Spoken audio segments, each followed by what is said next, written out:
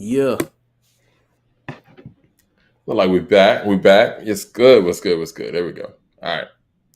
So yeah, man, we're talking about the NBA playoffs and New York's chances and what New York looks like right now.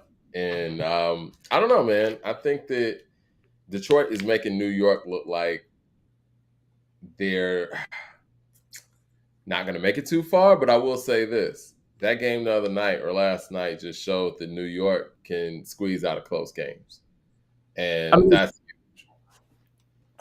I was just gonna say it's making them work. If anything, it's making Detroit work for real. It's and they're not gonna be. making it's making New York work too. So in the next level, that's going to really help. You know what I'm saying? New York's chances when they're in a close game with Boston or even a Cleveland.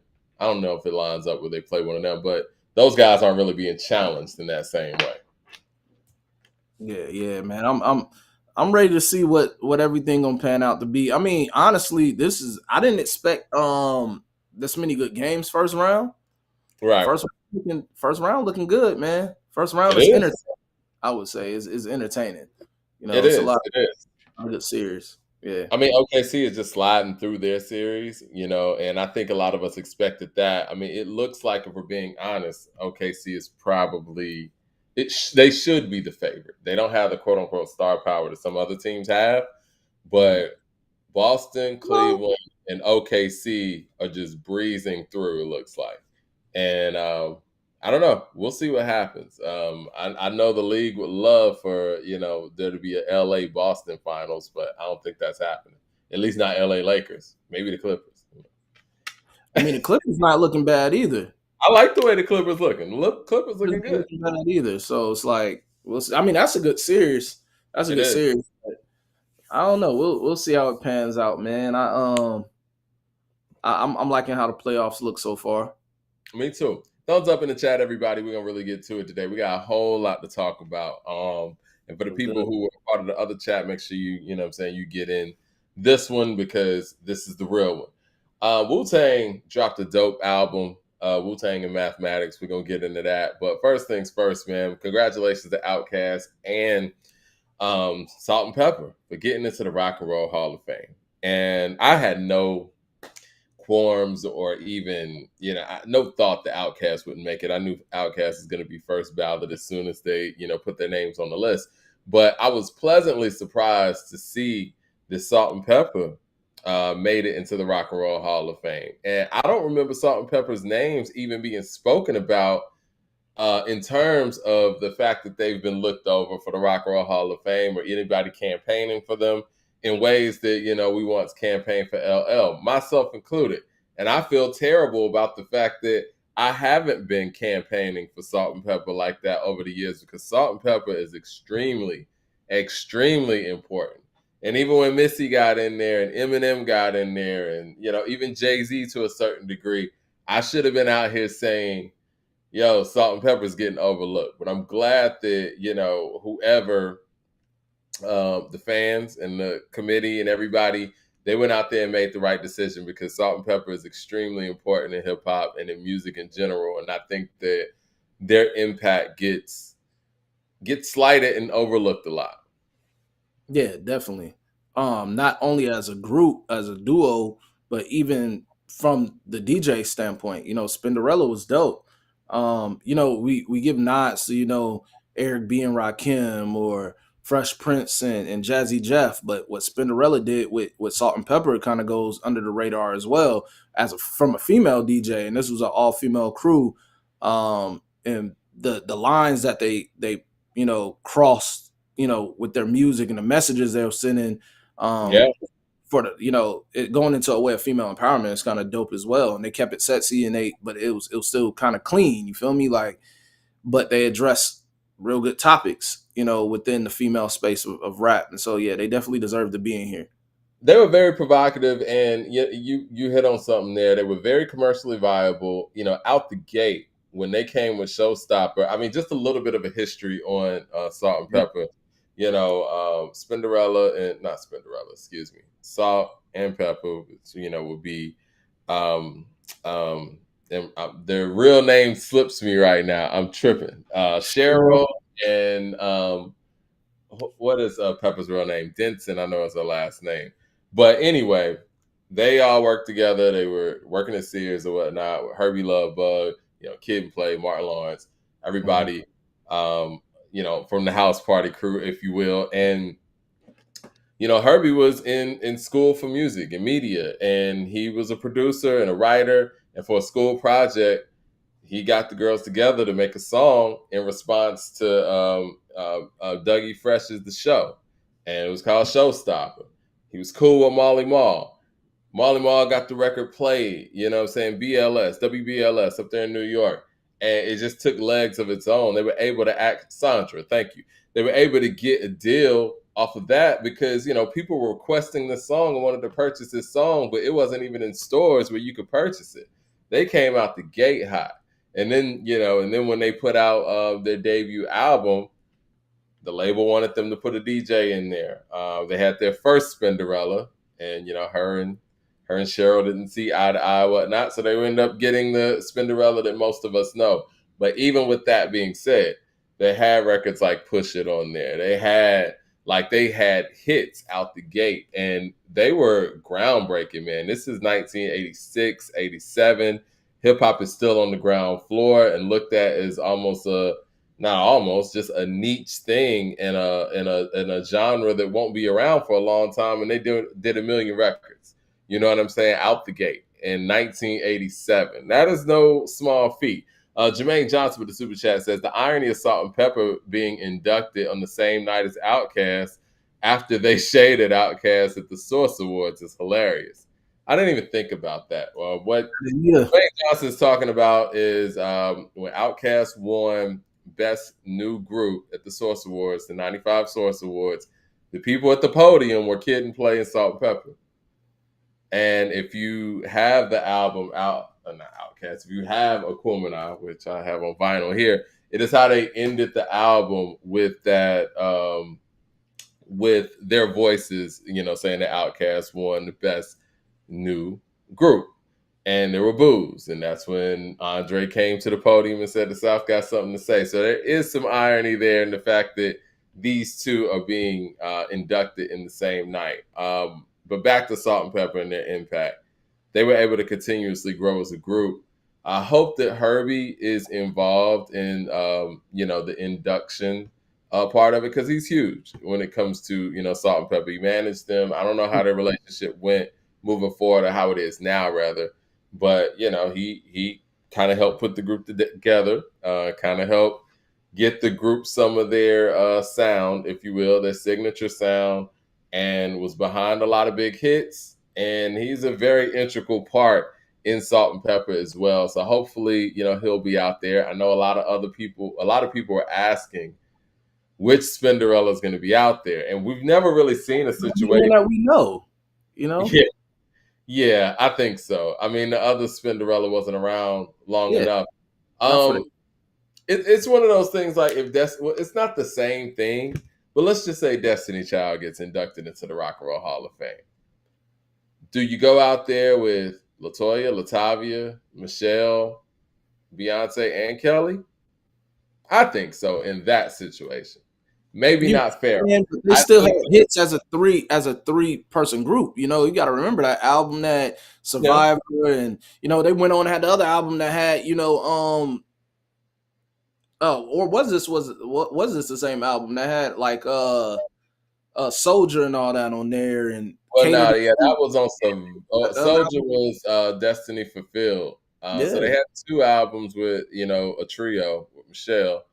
But I will say that their biggest album is Writings on the Wall, and Latoya, Latavia, Beyonce, and Kelly made that album. But right before that album took a turn to its pop success, if you will, right before Say My Name got dropped, they were no longer a part of the group, which is a crazy thing, man. Because I'm sitting here thinking, I mean, and I don't even think this is in retrospect, Savant.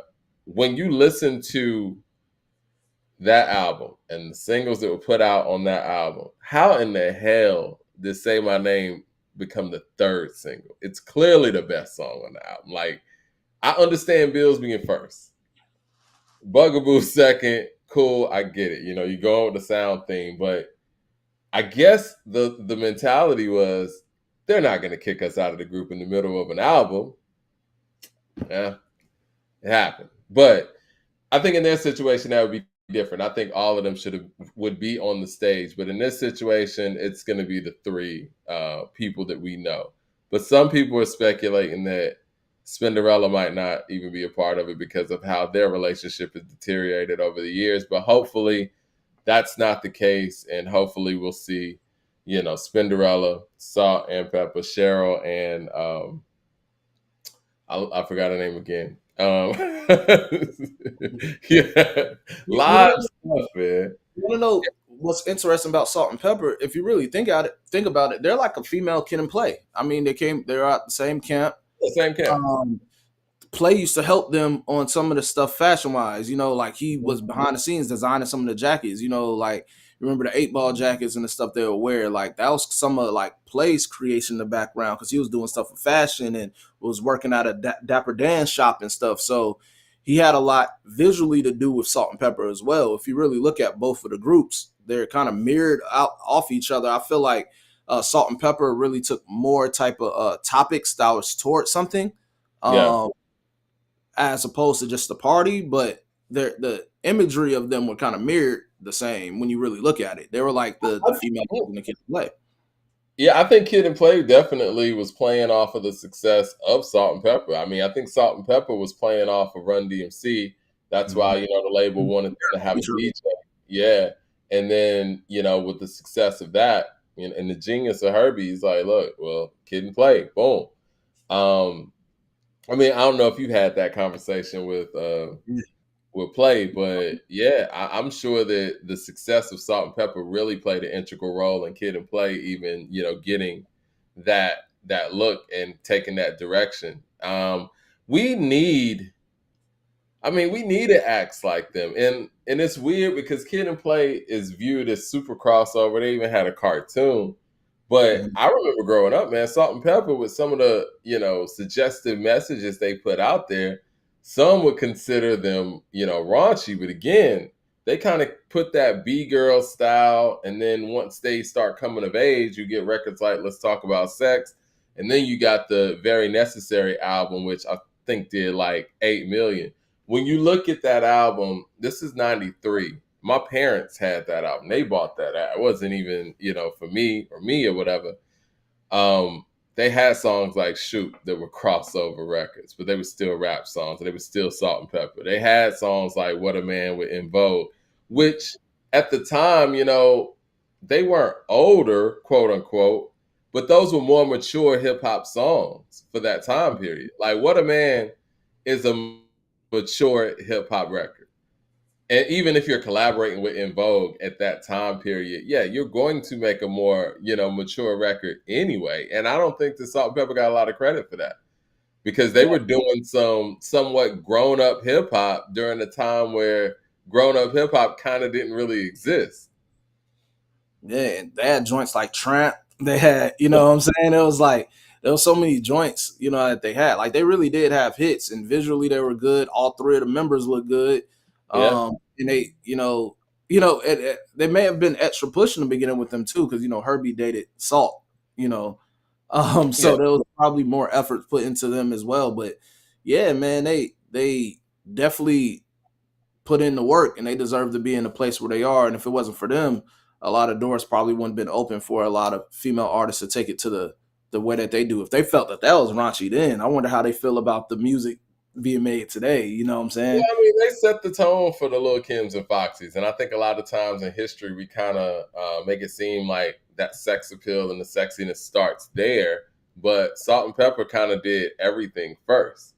Yeah, Um, it's a lot. I mean, and again, when hip hop is in its infant stage, it's very important to the record industry to show that this genre can sell records, and they were a part of the small crop that was able to actually show that this genre can sell records because they sell records out the gate. And in my personal opinion, I think Push It's a top 50 hip hop song all time. I It's agree. still it's still big to this day. It has its own sound, it has its own vibe, its own flavor, and you put that joint on now, and people still go crazy. And the That's all. video was 40 The years video's old. still dope to me watching it now. You know what I'm saying? That was a dope video. The imagery, how they look, the hair, Yep. the jackets, what The was door it? knockers. The spandex. Yeah, yeah, yeah.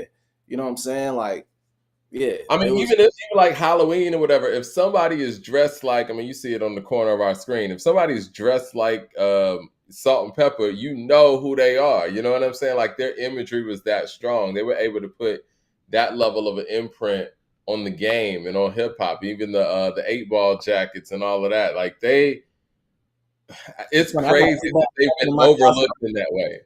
What's that? I got an 8 ball jacket in my closet right now.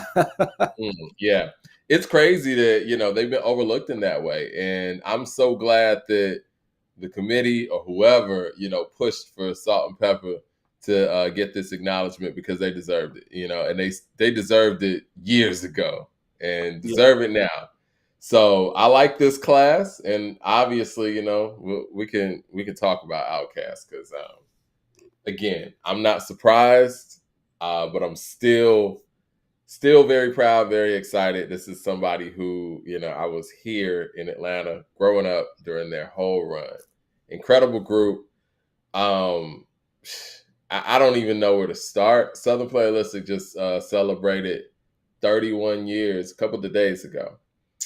They are the ones that put us on the map, hip hop wise. They were able to not only rhyme at a high level, produced great albums, but they also came with hit songs. And for many people's estimation, Outkast is the greatest hip hop group of all time.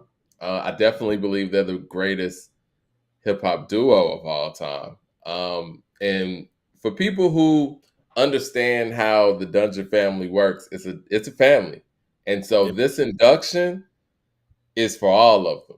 And fact. and that's how they view it. They all worked on these albums.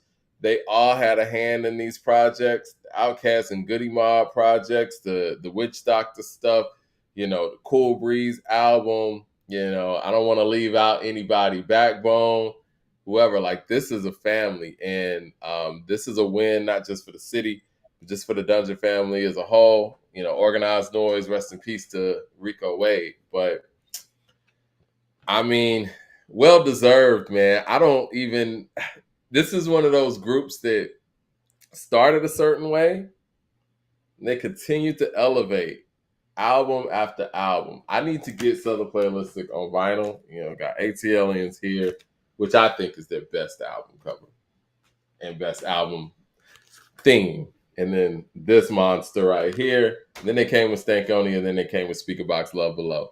Um, Hopefully people who are just familiar with a lot of the Andre 3000 praise, which is great and everything, hopefully everybody goes back and checks out the catalog, album for album, because these guys made some incredible music during a time where hip hop sounded a certain way. I'll never forget, I sat down with Big Gip, what was that, about a year and a half ago.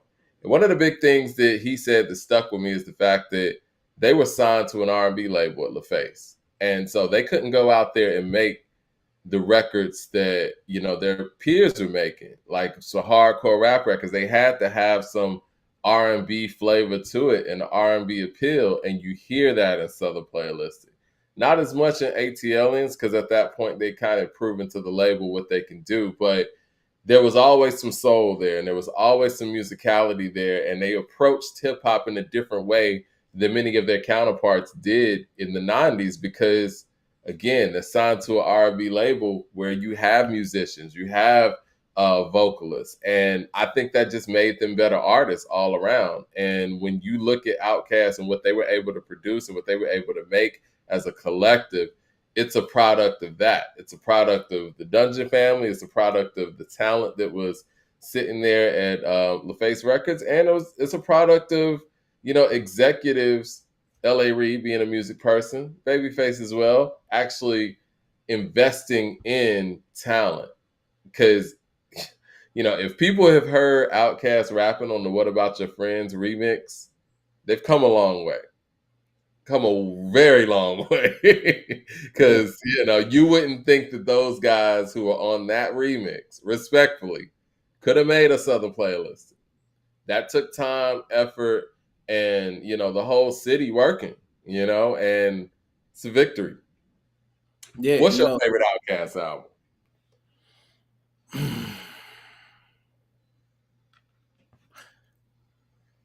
I really do like Aquemini, man. Okay. But Southern My Playalistic is dope. But Yeah. I Southern like Playlist is number Aquemini. two. Yeah. Yeah, I like Aquemini. You know, the thing that I like that Rock and Roll Hall of Fame has did for hip hop these last 2 years is dope because you had NWA and now you're getting two groups this time. I like the acknowledgement of hip hop groups more than the individuals right now. You Yeah. know, especially when it comes to Outkast. I wouldn't want to see one or the other individually go in. It has to be both. Both are the ones who garnered the success that we know them of today. And so for them to be there, and as you mentioned, coming onto an R&B label, and their music was still palatable for to market out of that and coming out of that way, but it still transcended outside the South to the point where Yeah. other people were able to acknowledge it. And it wasn't like that at first. The South got something to say, but I remember hearing Wu and Outkast, on that intro to join and Ray Yeah. talking over there, like there was love for Outkast in the way that they did that. So it's just dope to see them being acknowledged together in this space. And like you said, it's not just a win for just them, it's a win for the whole dungeon, man. Yeah. Um I wish Rico Wade was alive to see it, Yeah. but the whole dungeon being able to be there, Killer Mike, he spoke out recently about them as a group versus just being Andre, just to say that all of them are going to be there or at least is represented for all of them, I think is amazing. Yeah, yeah, man. It's a beautiful thing, man. They really put out quality music. And for them to be inducted right after their heroes, A Tribe Called Quest, I think that's awesome as well. Like I think it was 25 years in the game. So technically with them coming in 94, they were eligible since 2019. Yeah. But again, and I wish Rico would have been able to be here to see it because I posted about Rico Wade because it's been a year since he passed, and I remember posting about him, excuse me, and using the word legend because Rico Wade is a legend. And Mm. there are people in the comments like, people use the word legend loosely. I don't even know who this guy is. My thing is like, if you don't know, you need to look it up. But at the end of the day, Rico Wade is the guy who put Outkast on. This is the guy who brought Outkast to the face through his relationship with T-Boz from, TLC. This is the guy that, Andre and Big Boy went out there and auditioned for at the beauty shop and was rhyming over the Scenario remix. And he was like, I like these guys. To go back a little bit further, PA, for the people who don't know who PA is, they were a duo out of Atlanta. They came out first. Attic Crew. T.I. came up from under that crew. Anyway, PA was a duo before Outkast that Organized Noise produced their first album. I'm not sure exactly what happened with that situation, but it was one of those things where Organized understood that wasn't their group. So they were like, well, we need to go get our own duo. And this is where Big Boy and Andre come in at. And through that relationship and seeing that talent, bringing them to LaFace Records, taking them to the dungeon, you get Southern Playalistic. It was all hands on deck for these two young guys. And, songs like Get Up, Get Out, from my understanding, and this is a conversation I had with Ray Murray from Organized Noise, he said Get Up, Get Out was CeeLo's song. But because Outkast had the deal and they had the album coming, they were giving that song to Cass, and they did.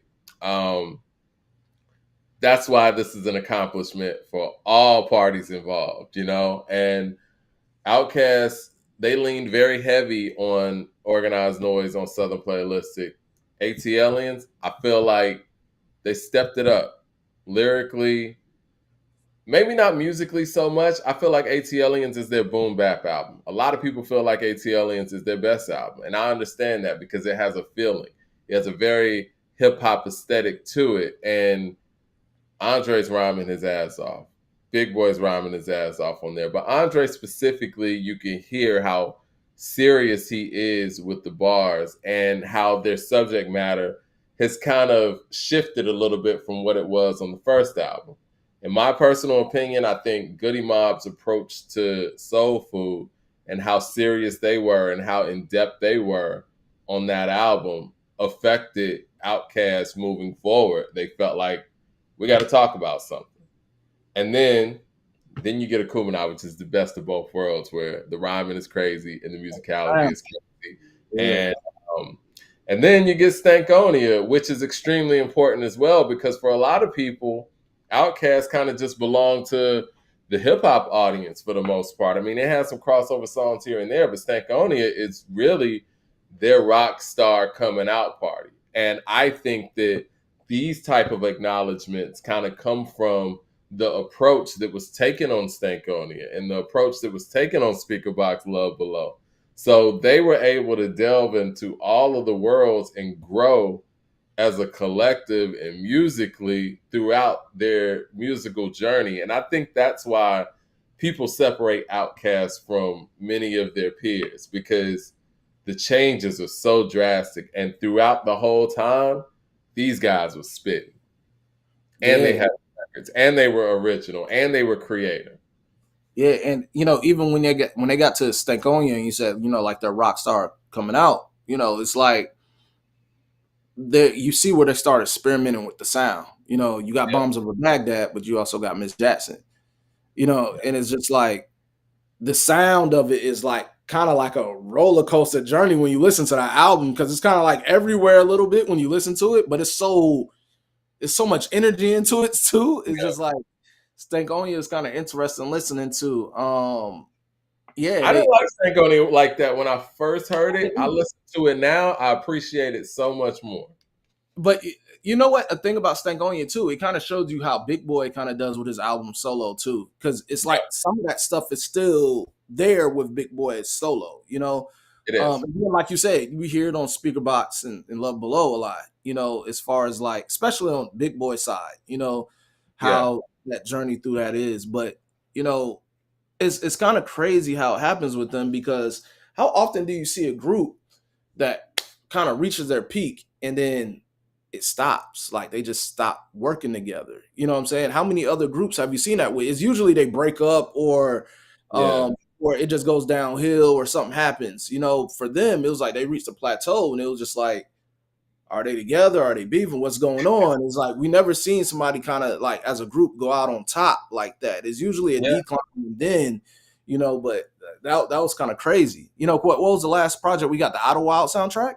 Yeah, and that's kind of a soundtrack. So it's like the last real Outkast album we got was like the most successful album that they had, and that usually doesn't happen. And even if you want to say Stankonia is technically the last Outkast project because Speak About Love Below are solos, even that was the most successful that they had. I think that, you know, this is how Andre describes it. Each time that they were coming out, because they came out, they were part of the foundation of Southern hip hop, and they felt like they had something to prove each time they were coming out. And with the more success, it's like, well, we don't really have too much to prove after Speaker Box Love Below, or at least you got to really search to find something to prove in that light. And I just think that Andre was kind of done with the rap thing. And when you're a hip hop group, I guess it's hard to continue on a hip hop career if you're done with the rap part of it. And I think that's kind of what attributes to or contributed, excuse me, to the fact that they did stop on top. I really believe in it, and it's really wild to say this. I think Andre just lost the love for hip hop and rhyming. Yeah, because that's what I'm saying. Like, you know, Migos. when they broke up, it was due to something, something tragic. But then, that last album, it was successful, but it was released during that 2020 year. And I feel like the noise for them, it didn't completely die down, but it wasn't like how it was. I don't know if it was because COVID year, what was going on in the world. I don't think it was due to them really falling off, but you kind of felt like the decline happened before the breakup, even though that wasn't the case number wise, but you just kind of felt that way. With Outkast, they really like left on top. Yeah, they really And so, did. And they yeah. never broke up either, like you said. I mean, technically they never broke up. They stopped making Mhm. music together, but Exactly. there was never a real breakup. The Migos really broke up. The Fugees broke up. A Tribe Called Quest broke up. NWA broke up. Like Exactly. those Yeah. are real, breakups. And we're gonna see Andre and Big Boy on stage together at the Rock and Roll Hall of Fame because they never broke up. But and I mean, and they just well, not just they performed together. What was it, like 10 years ago to celebrate 20 years or 11 years now? But I don't know. It's a very interesting situation. But again, it's Andre and his personal journey, and it's one of those things that he's a special type of uh, group mate, but Big Boy is a very special type of group mate as well. And the fact that the Dungeon family is family, I think that attributes to how they carry this. They would never, I mean this, I don't believe they would ever officially break up because they don't view it like that. Even the stuff that CeeLo and Goody Mob went through with the whole Monkey Don't Stop No Show, they broke up for a moment and CeeLo came back. That's just how they rock. And even if Outkast never makes a song again together, I don't think they're ever gonna officially have on paper that they broke up. The Dungeon family just don't rock like that. Yeah. It is You what know, it is. It's you family. make me break out my show and tell because I actually have the original single of "Get Up and Get Out" on Oh, CD. nice. I have that joint. It's in the other room. You make me want to go CeeLo grab it. got the best verse on that song too. Yeah, I mean, Yeah. I got yeah. Yeah. I think that CeeLo is one of those unsung individuals in the Dungeon family, in my opinion. I think that this is just me as a fan. I have no knowledge of this, but as talented as CeeLo is from a MC standpoint, from a vocalist standpoint, from a writing standpoint, even from a production standpoint, I'm sure Andre viewed CeeLo as I don't want to say something to reach for, but competition on that level where it's like, iron, steel sharpens steel type of thing. I know he felt that way with Big Boy as far as like, them going back and forth. But as a contrast to Big Boy, I'm sure he viewed CeeLo in that way as well. Because CeeLo added that element to Goody Mob that made Goody Mob something totally different. There wasn't no real rapper, singer guy people in groups like that. You could say maybe Lauryn Hill and the Fugees, but other than that, CeeLo was a very different aspect to Goody Mob that other groups just didn't have. And I'm sure Andre was like, well, I got to do something to be that contrast because on Southern Playalistic, him and Big Boy, I don't want to say are the same, but they are. You know what I'm saying? Like they're two MCs rhyming, but we started to see the contrast more on ATLians. And I think CeeLo has something to do with that, or CeeLo's performance on Soul Food. I think that has something to do with that Yeah. because Yeah. he Shoot. adds something different. I was gonna say, if anybody haven't checked out the Organized Noise documentary, man, go check that out. That was That's dope. a That good was one. from years ago. That was really good. Everybody check that out. And just who was under like that next generation of who came from the dungeon. Got to remember that people. Future was Yeah, a part of that next generation of dungeon, which is kind of crazy knowing how his music played out, the trajectory for that. But he's a dungeon family baby, Janelle Monáe, Janelle Monet, yeah. Killer Mike.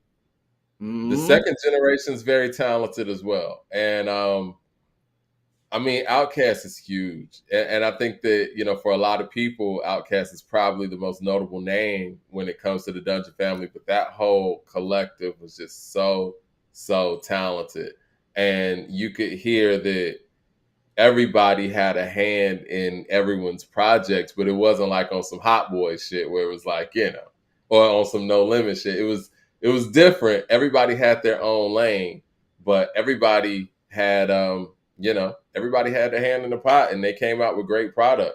The Dungeon Family was an institution, and I think the Outkast being the flagship, if you will, and the ones that led the charge for a lot of people, they're the reason why they even know who the Dungeon Family is. It's a win for everybody. So shout out to Cass. I hope we can get some more music, but if we don't, whatever.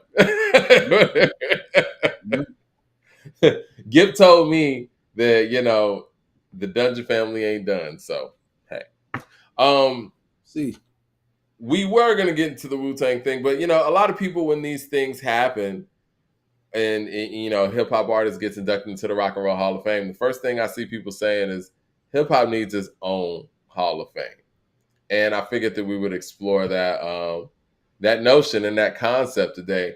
Do you think that hip hop needs its own Hall of Fame, or do you think that hip hop artists being inducted into the Rock and Roll Hall of Fame is the achievement? yeah, I think we actually do need a hip hop Hall of Fame. I never understood why they called it the Rock and Roll Hall of Fame. And it's not only primarily rock and roll artists going in there. I feel like rock and roll kind of has a problem with it, and I feel like we kind of have a problem with it either. But there's some stake that we put into it, just like a Grammy or something like that. But Yeah, I feel like we do need our own place for hip hop Hall of Fame. Just like I see some people kind of flip their own versions of certain things, like to celebrate whatever within the culture, like how Ti came together and they did the Trap Museum and whatnot, and yep, people frequent that. People come to Atlanta to go for the photo ops and go through that and see what's there. But a hip hop Hall of Fame, I think, will carry a little bit more prestige because it's wider than just that regional or genre of that culture. It's the whole culture, and that could date back to the beginning of hip hop, And it's just like all the way going until now. And I really feel like it is our way that we can preserve our own legacies of artists and represent us fully in a way that it needs to be represented. And I'm just kind of surprised this hasn't been something that has been orchestrated and put together after all these years. And the fact that we don't want the Rock and Roll Hall of Fame to become a thing that we're arguing over, like Grammys, like who deserves to be in there over others or whatnot. I mean, we need a space where we could celebrate our culture and our people and our artists that has contributed not only to hip hop but to black music, yeah. and I feel like with a hip hop Hall of Fame, that doesn't just have to be rappers. We can include R&B artists in there, that were involved in hip hop. A Mary J in the hip hop Hall of Fame don't sound crazy, you No, know. Matt Weiss in the super chat says Nas has the Grandmaster Awards, which is our Hall of Fame, and yeah, shout out to No, them. They started that. What was that, about 2 years ago? Now yeah, they that's do that dope. in Vegas. I think that's a great initiative. I'm glad Mad Max brought that up. I was gonna go Mhm. there. Were you done or? No, you can go. Okay, I was gonna say, to your point about it being called the Rock and Roll Hall of Fame. I don't really know exactly why it's called that, but I guess if it was the Music Hall of Fame, it'll sound corny, or it would you know um, involve like orchestrated stuff like Beethoven and things of that nature. So maybe star, rock and roll, sex, drugs, and rock and roll. I think that's probably where it comes from, but it does have a connotation for a lot of people. When you hear rock and roll, you have an image in your head. You don't think that James Brown was, one of the first inductees. You don't think Sam Cooke was one of the first inductees, or Ray Charles. I think what the Rock and Roll Hall of Fame, what makes them different than the Grammys in this situation is the fact that they've gotten it right when you look at it for the most part. I mean, they've had some slippages here and there. I don't agree with Eminem getting in so early, but I get it. But for the most part, having Grandmaster Flash and the Furious Five inducted, Run DMC inducted, Beastie Boys inducted, Public Enemy inducted, NWA inducted. I think they waited way too long to get, LL Cool J in there. Tribe, LL. I'm sure Wu-Tang is next. We're going to talk about Wu-Tang in a second. But Sure. yeah, they've pretty much gotten it right for the most part. And I think that it makes it very difficult to complain about. But I think where hip hop would need a Hall of Fame specifically for the hip hop genre is the fact that from a global and worldwide standpoint, people like Eric B. and Rakim may never get that acknowledgement. Shit, people like Nas may never get that acknowledgement. The Big Daddy Kanes, the Cool G Raps, the Slick Ricks, they might not ever get into the Rock and Roll Hall of Fame, inducted in that way because, like you said, you're encompassing all of music. There are a lot of music greats that aren't in the Rock and Roll Hall of Fame as well, not just some hip hop stuff. So I think hip hop is such a fast paced genre and has made so many strides so quickly. There's so many people like a Kool Mo D or whatever that do need acknowledgement, but they probably will never get that acknowledgement from the Rock and Roll Hall of Fame itself. To Mad Max's point, though, I think that the problematic part about hip hop having a Hall of Fame, and I know there are people who have been trying to get this done for like 30 years, is the fact that I don't think hip hop's unified enough where they would allow one institution to actually do it. And I don't feel like hip hop at this point would actually support um, a hip hop Hall of Fame. And what do I mean by that? Let's just say hypothetically, there's a hip hop Hall of Fame that opens up, let's just say this summer. The people that are getting inducted: DJ Cool, Hurt, Grandmaster Flash and the Furious Five, Melly Mel, Kool Mo D, Grandmaster Cass, and let's say Run DMC, right? I don't see hip hop's biggest and brightest and biggest tastemakers going out there to support that. I don't. I don't see. I would. I ain't gonna name any names, but you know what I mean. I think that hip hop has become so big and so crossover that the people that we look to be the tastemakers in the culture, if we did something from a ground floor level like that, I don't think that everybody would come together and support it in a way that they supported the 95 Source Awards. I think those times were real special times because everybody was on the same level. You know what I mean? And we see even with the saw with the VH1 honors, they did some good things with that. But hip hop overall, especially the people who were at the hottest at that time, didn't really support it. You know what I'm saying? It sounds like a good notion. And if everybody in hip hop would come together and make it a thing, it would overtake even the accomplishment of a Rock and Roll Hall of Fame. But I just don't see that happening because we've seen how the BET Hip Hop Awards doesn't get that kind of support. Even the regular BET Awards used to get a level of support back in the day, but from all of our artists. But then that start tapering off. You see consistent support with the Grammys, the Oscars, the Rock and Roll Hall of Fame.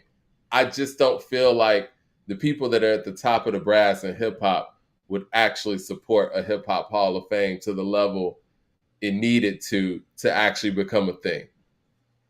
I got to push back on that a little bit Okay. because I see the reason why they wouldn't. And when you use examples like BET Awards or whatever, first of all, the BET Awards is not for us, by us. That's not even representative of what our culture is right now. Watching the last BET Awards was cringeworthy. That's not what our culture is. That shit was poor. When it get back to what the culture is, and the people that really celebrate and honor the culture, they'll be there. I can imagine that they're honoring hip hop greats, and the people that know the history or was around for that wouldn't be there.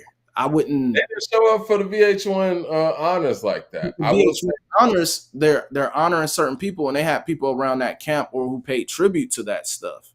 You know what I'm saying? Like, but it started to get chippy when you start to use certain people to honor others. Remember, I think the last BET honors, I remember they brought Rich Homie Quan out to rap a Biggie verse. yeah. You know what I'm Well, saying? Like, I think their misstep with the VH1 honors, what they tried to do, they tried to use that platform to promote whoever was current at that time too. They tried to do a duality where it was like, we're gonna honor, let's just say Salt-N-Pepa, but we're also going to bring out the City Girls because they got a new single. You know what I mean? Like it was, oh, I again, like it was the business of it all. I like the idea of bridging the gap with the old and new, like who's paying homage or whatever. But it's just like the disservice if these artists are really don't know the history. Like I said, Rich Homie Quan was rapping a Biggie verse and fucked up the verse. Right. and now, this is TV, so they just don't get it right, and it's just like the BET Awards is not biased, it's not for us biased, but even look at the tribute for Usher. They missed the mark on that. The Yeah. tributes used to be one of the dopest thing in the BET Awards when they honor people. And that's really what happened. They became culturally clueless. I don't think it's about us supporting ourselves. I think once people start to see that, they're like, yeah, I'm not supporting this shit either until we get back to what really is of our culture. I don't see them having something that's for hip hop and hip hop people are not showing up. I don't see that not being the case. But We, you also have to realize if you market that to individuals that don't know or don't care about the history, don't expect them to be there. It's not for them either, you know? Mad Max with the super chat says Grandmaster, just greater than the Hip Hop Hall of Fame. Sounds like Jedi ish. Nas start giving them cloaks and the pins the size of the lightsaber. Pause. I'll give you the, I'll give you that Nas for free because you're a legend. The next ideas come with a fee. Well, all right. Now that you mentioned the Grandmaster Awards, I mean, it would be great since it's something like that that's already going, that's already, paying homage and giving, that respect to the legends. I would like to see our biggest and brightest hip hop artists, current, and yesteryear, coming together to support that effort, as well. Because I remember Swiss Beats was talking about hip hop coming together to form a union. This was around 2020, 2019, when I think that one of our legends was going through a health crisis and didn't have health care or things like that, and Medicaid, yada yada. And then it was like that talk just goes nowhere. And again, I'm not in these rooms. I don't know. But to me, when things like that happen, it's not the resources, it's the fact that there's no, that people aren't unified in that sense. And Well, I you think want to hip hop is so competitive that, and I gave this example in our chat a few hours back. Hip hop is so competitive that we won't rally around somebody that's doing something. We're gonna go out here and make some competition for it. Everybody didn't rally around Fat Farm. They're like, well, shoot, well, let me get a clothing line too.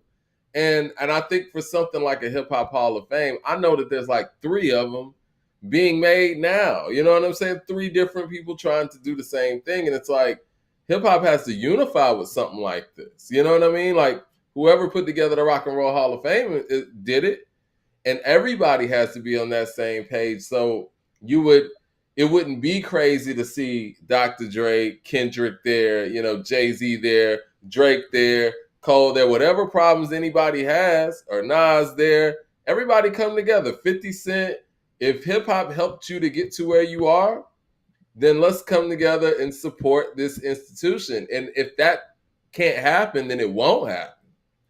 Yeah, I mean, it's going to be certain people that may not show up to that, and there are certain people that are students of the game, and although their music didn't mirror what fundamentally hip hop is about, they still know how they got here and know the history. And I Right, think we said in the previous show, the issue is some of these younger artists don't know or don't care about the history, so it's not going to matter to them. But we right, also have to kind of hold these older artists who do know and was there for it or grew up off it. We have to start holding them accountable for preserving the culture.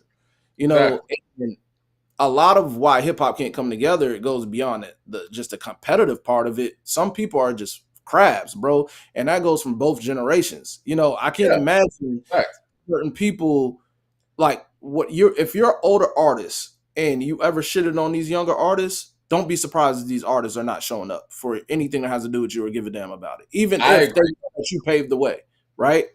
Then I number agree with two, that 100%. That's a yeah, great point. and then number two, when you have artists or individuals that do things like a 50 Cent, do you think that like people want to be in the same rooms with them? Could you imagine that being the Yeah, case, with the division that comes from that, and that's just a poster child for it, not saying that he's the only person that has, these issues with individuals or whatever, but just if you're a divisive person, there's no way it's going to be unity when it comes to that. But I bet your ass that 50 knows and appreciates those old school hip hop legends as well. So it's just like there's too many fights within to where I can see to your point where it can't happen. But I think it's up to the older artists and the people that are established that know and appreciate and know the history of the game to really kind of like make sure that they're putting that together. Because again, like you said, it just seems like just talk. When you have a thing like Nas is doing for hip hop honors, it wasn't posted everywhere. It didn't get the pub and everywhere, and it didn't matter because it was representing the people that was there and the proper people that needs to be in place to show that appreciation was there. And Right. it's just going to keep on growing. The incentives are going to get bigger. Money's going to be put into it, and hopefully it trends in a direction that probably translates to a hip hop Hall of Fame. So when you have somebody like Nas, despite any criticism I may have on past music, whatever, Nas is an ambassador of hip hop all the way. And you could tell the way he pays homage to the OGs, the way he even thought about something like that. LL does the Rock the Bells tour, you know, Exactly. or festival every year. There are certain people that have an idea of preserving the game. And we can't leave it up to the young people to do that. It's the older artists that really need to make sure the preservation of hip hop remains there. And so it can happen, but if we're depending on the younger generation to do that, it's not gonna happen. Well, the younger generation is looking for, they're looking for that direction from the older generation. And I do think that, again, it is incredible what Nas is doing. It's incredible what LL is doing with Rock the Bells Radio, the Rock the Bells Festival, Mhm. and just, really showing light to the people that are of his era and his generation. I think the answer, if we are going to have a hip hop Hall of Fame, we gotta have ambassadors like that, and we do need to have a hip hop collective when it comes to those ambassadors. And I would say Nas, and you got to keep it brief. I would say Nas, LL, and I would sprinkle Snoop in there because Snoop is one Yeah, of those guys who connects generations. He's I agree. respected. He is I feel like he's a global ambassador for so many things. I would I, even say I feel like he is hip hop's most famous artist, honestly, if you want to talk about notoriety and name recognition. I wouldn't say he sold the most records, but he sold a whole lot, but that's beside the point. He bridges that gap in the way where you were talking about the fact that a lot of people from a certain generation don't really connect to the younger generation because they may not have talked down on them, but you could tell that there is an air in that, in that approach where you don't view what I do as hip hop. You don't view what I do as music. And I don't feel like Snoop really has that aura with the youth. Like the youth rocks with Snoop because Snoop rocks with everybody. And I think that somebody like him would be very pivotal in making things like this happen because he has relationships with everybody. Anybody who's anybody that we would need to speak on a hip hop Hall of Fame, Snoop has good relationships with them, I would say. yeah, and I also say from the woman's standpoint, you could put MC Light and Queen Latifah on there too, Queen because Latifah, sure. look, I should forget just being a woman. I think Queen look, Latifah, period. Like, yes, Queen Latifah is the other ambassador for mhm. sure. Yeah, I'm And sorry, I Light, love I would even say Light. I mean, she still works closely with like BET and stuff with the Hip Hop her. Oh yeah, Awards. She's doing the hosting or the voice stuff over commercials and stuff like that. She's still very involved in hip hop. Um, she's the I, voice of the Grammys. yeah. Oh, Yeah, word. Okay, okay. I don't really be checking into the Grammys.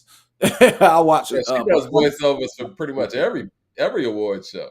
Grammys too damn long to me be trying to watch them. But yeah, man, it's up to the OGs to really like make sure that to preserve the culture.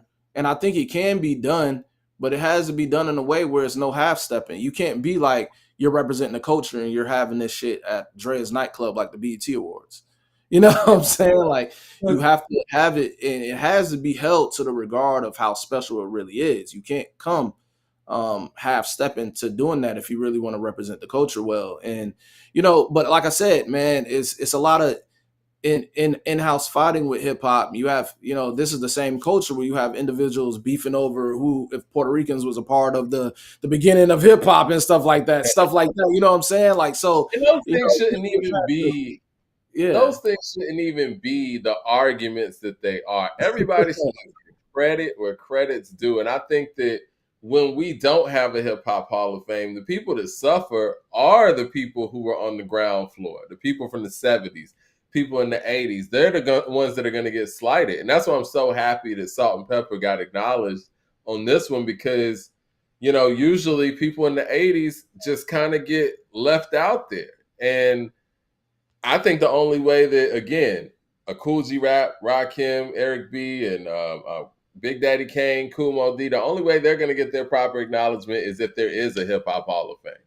Grandmaster Cass and people like that. And because I mean, we even saw that hip hop had an opportunity from all generations to unify during Hip Hop 50. And I feel like we saw a little bit of it, but it wasn't what it could be. And you could tell who was involved and who wasn't involved. I think that show that was done in the Bronx at Yankee Stadium was awesome. But when you think about all of the people who have been able to make their lives off of hip hop and their fandom and fame off of hip hop, this thing should have been crazy. Yeah. I don't know, man. And I'll say this too, man. I think not having somebody like Russell around really hurts too. Because if you had somebody like Russell around, and all this stuff wasn't going on, and Russell's like, look, man, we all gonna get on the same page and do this, this, and this, just based on Russell's history and the things that he has done for all of these artists, from a ground floor level, they would be like, all right, we're gonna follow suit. We're gonna let Russell do his thing and just let me know what you need. I would like to think that in theory, but Russell was around for a lot, He was. before the allegations and whatnot, and he was still That's kind of in the yeah, background. You see him pop up, do interviews every once in a while, and that's not doubting what he could have did. I mean, because this is the same guy who kind of like created branches that still bridge hip hop with other things. Like he gave us Def Comedy Jam, he gave us Def Poetry.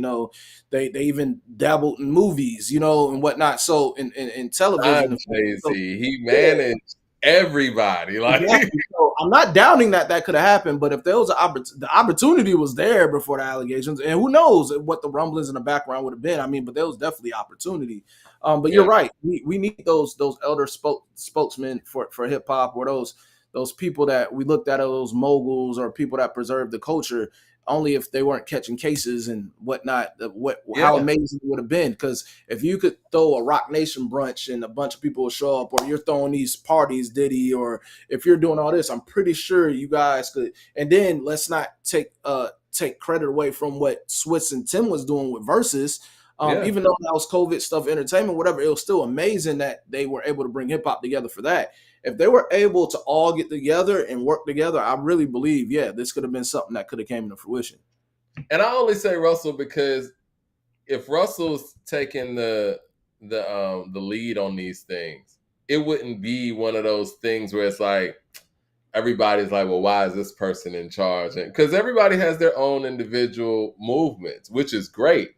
But Russell was the person who kind of started a movement that allowed these other movements to flourish and become what they became. And I think if somebody like that took the lead on it, nobody could have any issue of getting involved. You know what I mean? Because I do think when certain people take the lead, it's like, well, let me go do this over here, or let me go do this over here. And I think Nas did an incredible job with Hip Hop 50, but you still had people like Luke talking about, well, what about the South? Or what about the West and this and that? And it's just I don't know. We just need to come together as hip hop. And I think that those are examples why I do think that it would be a struggle to even have a hip hop Hall of Fame, because I mean, everybody's going to feel slighted if everybody can't come to the table and what I'm Well, saying, and actually work together on something. I think you should have representatives from all regions. You have Birdman and Master P out the South, and somebody else out the South, or Yeah. representatives of each whatever. Or even what? Let's make it better. Just make it Hey, for Prince. everybody. Let's not make it to where it's biased towards what everything, because isn't Uncle Luke still part of hip hop culture and hip hop, and deserved to be in the Hip Hop Hall of Fame for what he did for fighting for being able to not have the music censored and everything? You wouldn't get to the Supreme Court for that. Yeah, That alone deserves the beat within hip hop. Does he not deserve that? People will be like, I no, you agree. make booty making music and all that, booty shaking music and all that. But I'm like, he still is ingrained into this culture, bro. I And agree. that's something you can't take away from him. Just as important as somebody else from a different region. So you have to include everybody. And I don't think anybody would have anything to complain about if you include everybody. You know how stupid it would be if people be like, "Man, I should be in there this year." Like that would be really stupid. But I Yeah, think because that's the the thing. highest representative of everything, it could work. Yeah, and that's the thing. It's like, and I hate to say this, but it's the truth. I mean, I feel like if you had certain people getting honored that were generations before you, I don't feel like the whole hip hop collective would come to support, what I'm saying, Melly Mel, Herc, and these guys who deserve to be honored first, getting honored. I just don't feel that. I don't I think feel so, that man. hip hop would do that as a collective. And it's a shame that I feel that way. But yeah, I feel like if certain people aren't being honored themselves, they're not coming. Yeah, I I think just feel that way. I think so, man. I really think hip hop will show up for it, but it has to be done the right way, man. It can't be half-assed, and it has to be representative of non-bias and stuff that's really, really about the culture, man. And if it's Yeah. for us, I can't see people not, because just as much as like some of the young generation don't care or don't whatever, some of them will go back and look at some of those old artists. I mean, for me, I'm 34. There's an obsession with the 90s. There's an obsession with throwback. You know what I'm saying? And there's a lot of that stuff being recreated visually or fashion wise or whatever. Just those people that kind of like grew up and looked at this stuff as cool, whatever. I could even see those younger artists being there because they looked at that stuff as cool and thought these artists was cool. There's not a lot of them that's against it or don't know or don't care, but I Right. really think there's a place where it could really where all can congregate and all show love, and I think it'll be dope. I agree. I agree. And I do think, to add on to your point, yes, there are generations that feel like the generations before them were cool. And then when they hear the stories about who those people that they thought were cool, then that continues on that connection. I mean, really, Tribe is slightly before my time, but the fact that I love Cass is what really kind of got me on the Tribe in the way that I am. And then moving back and Nas and that got me on the Rakim, and I love Rakim now too. And so yeah, I think that there are connecting pieces there, but hip hop just got to get together and get unified in that way. And I know everybody got their own individual movements. Go ahead. And I was about to say it has to be represented well because, like I said, the younger generation does appreciate it, and we see that when there's biopics being made, when Yeah. there's TV shows, like people supported the Wu-Tang series, people supported the Get Down, even though that wasn't of specific people. The Get Down was based off hip hop, the early hip hop culture, and that was on Yeah. Netflix way too early. Nas was behind that. You Yeah, know, I love to Get Down. They did a great job with that. and then there was a show that came on VH1. Unfortunately, it was canceled, but it was really good. It had Method Man in it, Mac Wilds or whatever. I forgot what the name. I think it was called The Breaks. You know, and I know it's then you have other stuff that represent a little bit of a timepiece. Like you have 50 show, Raising Canaan. That's set in the 90s. For the fashion, whatever. People find ways to like pay homage to or a timepiece of that stuff that the young people are watching, and they're seeing that and they want to go dress like that. I remember when the New Edition movie came out and how like the younger generation loved that just as much as the older generation. they I did just a feel great like, job with that. exactly. I just feel like the representation just have to be there, right, man. That's all. Well, let's get the Hip Hop Hall of Fame going, hip hop, and yeah, everybody get on the same page and make it happen because it's needed. And I just don't have the faith that we have that level of unification, if you will, to get it done. But hopefully, hip hop can prove me wrong in that. Now, Yeah. did you hear that Wu-Tang and Mathematics album? Yeah, this is actually my second time listening to it. I heard it when it was leaked on YouTube before it was taken down. Because I think they did an exclusive release of it, like with an album store, and then they put it on DSPs. Because when Mhm. on the day it dropped, I remember hitting you guys. Oh, the Wu album dropped. Now I was like, hold up, it ain't on Oh, DSPs, and where's that? I'm the only one who heard it. I think Leroy heard it too. Around the Okay. same time, but I was like, damn, it ain't on DSPs. I was like, what's going on? Was this another one of those exclusive releases we'll never hear? And then I looked into it more, and they said it would be released on DSPs a week later. So yeah, man. Actually, this is dope. It exceeded my expectations. I like it. It's I'm gonna be honest, man. I'm not trying to hype anything up. I'm a big Wu Yeah. Tang fan, of course. It's my favorite hip hop album this year, man. They did a great job. Shout out to Mathematics for it. And it's a Wu-Tang album, but I think that it's done in a very creative way where it's like Wu-Tang's an institution. And what they did was they fit people in from a feature standpoint into what Wu-Tang does. They brought you into the chamber and they also had the Wu-Tang members doing their thing on it too. Ghost has an incredible verse on there where, he's talking about his mom. Man, Method Man sounds great on it. Everybody sounds great. Yeah. But It's Method Man is truly a Marcus. highlight on this album. Method Man is truly a highlight on this album. I'm Method surprised he Man put Wrestling on steps here. up.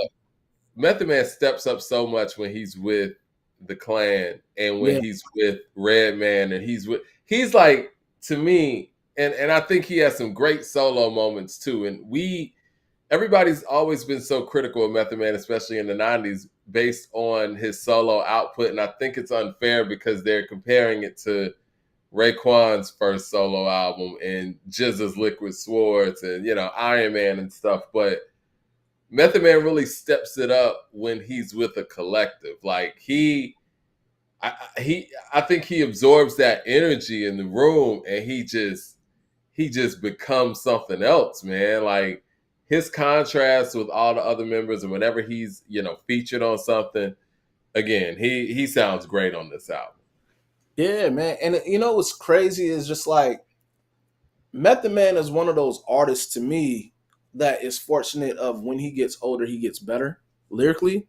He sounds more polished. His stuff is way more like thoughtful and Mm-hmm. put together. Because like I was surprised that they put Claudine on here. I remember that dropped 2023, and I reached out to that artist to tell her how dope she sounded on it. Her name is Mm. Nicole Buss, and she killed the hook on that. But I remember when that dropped like 2 years ago, and when I seen it on here, I was like, they put it on the album, but it Right. floats They knew. well. It floats so well with how the album is, and I don't think the singles they released really did this album any justice because those are actually my two least favorite songs on the album Mm. compared to the rest. I thought one of the dopest things, and it was very interesting that they had him on the intro, was like Corrupt on the intro. I And I thought that thought was it materialized into a song with him, but like I thought it was like dope to have him on the beginning of that. I think, man, Coogee rap coming out. yeah, man. Raekwon also was dope on this album, but I want to get to that record with you got Coogee Rap and RZA. All Yeah. three of them on point. And Yeah. that was on point where you got kicking off the song. I was like, oh man, you got the first You verse, but guys he was sounded good on here. he Yeah. was spitting, yeah, and RZA sounds good. Coogee rap. You know what I'm saying? I like it. I feel like everybody was on point. I feel like as you get deeper into the album, the production gets better as well. Um, Mhm. but yeah, man, this album was dope. This album was What did you dope. think about the Let's Do It Again with RJ Payne, 38 Speech, and Willie the Kid and RZA?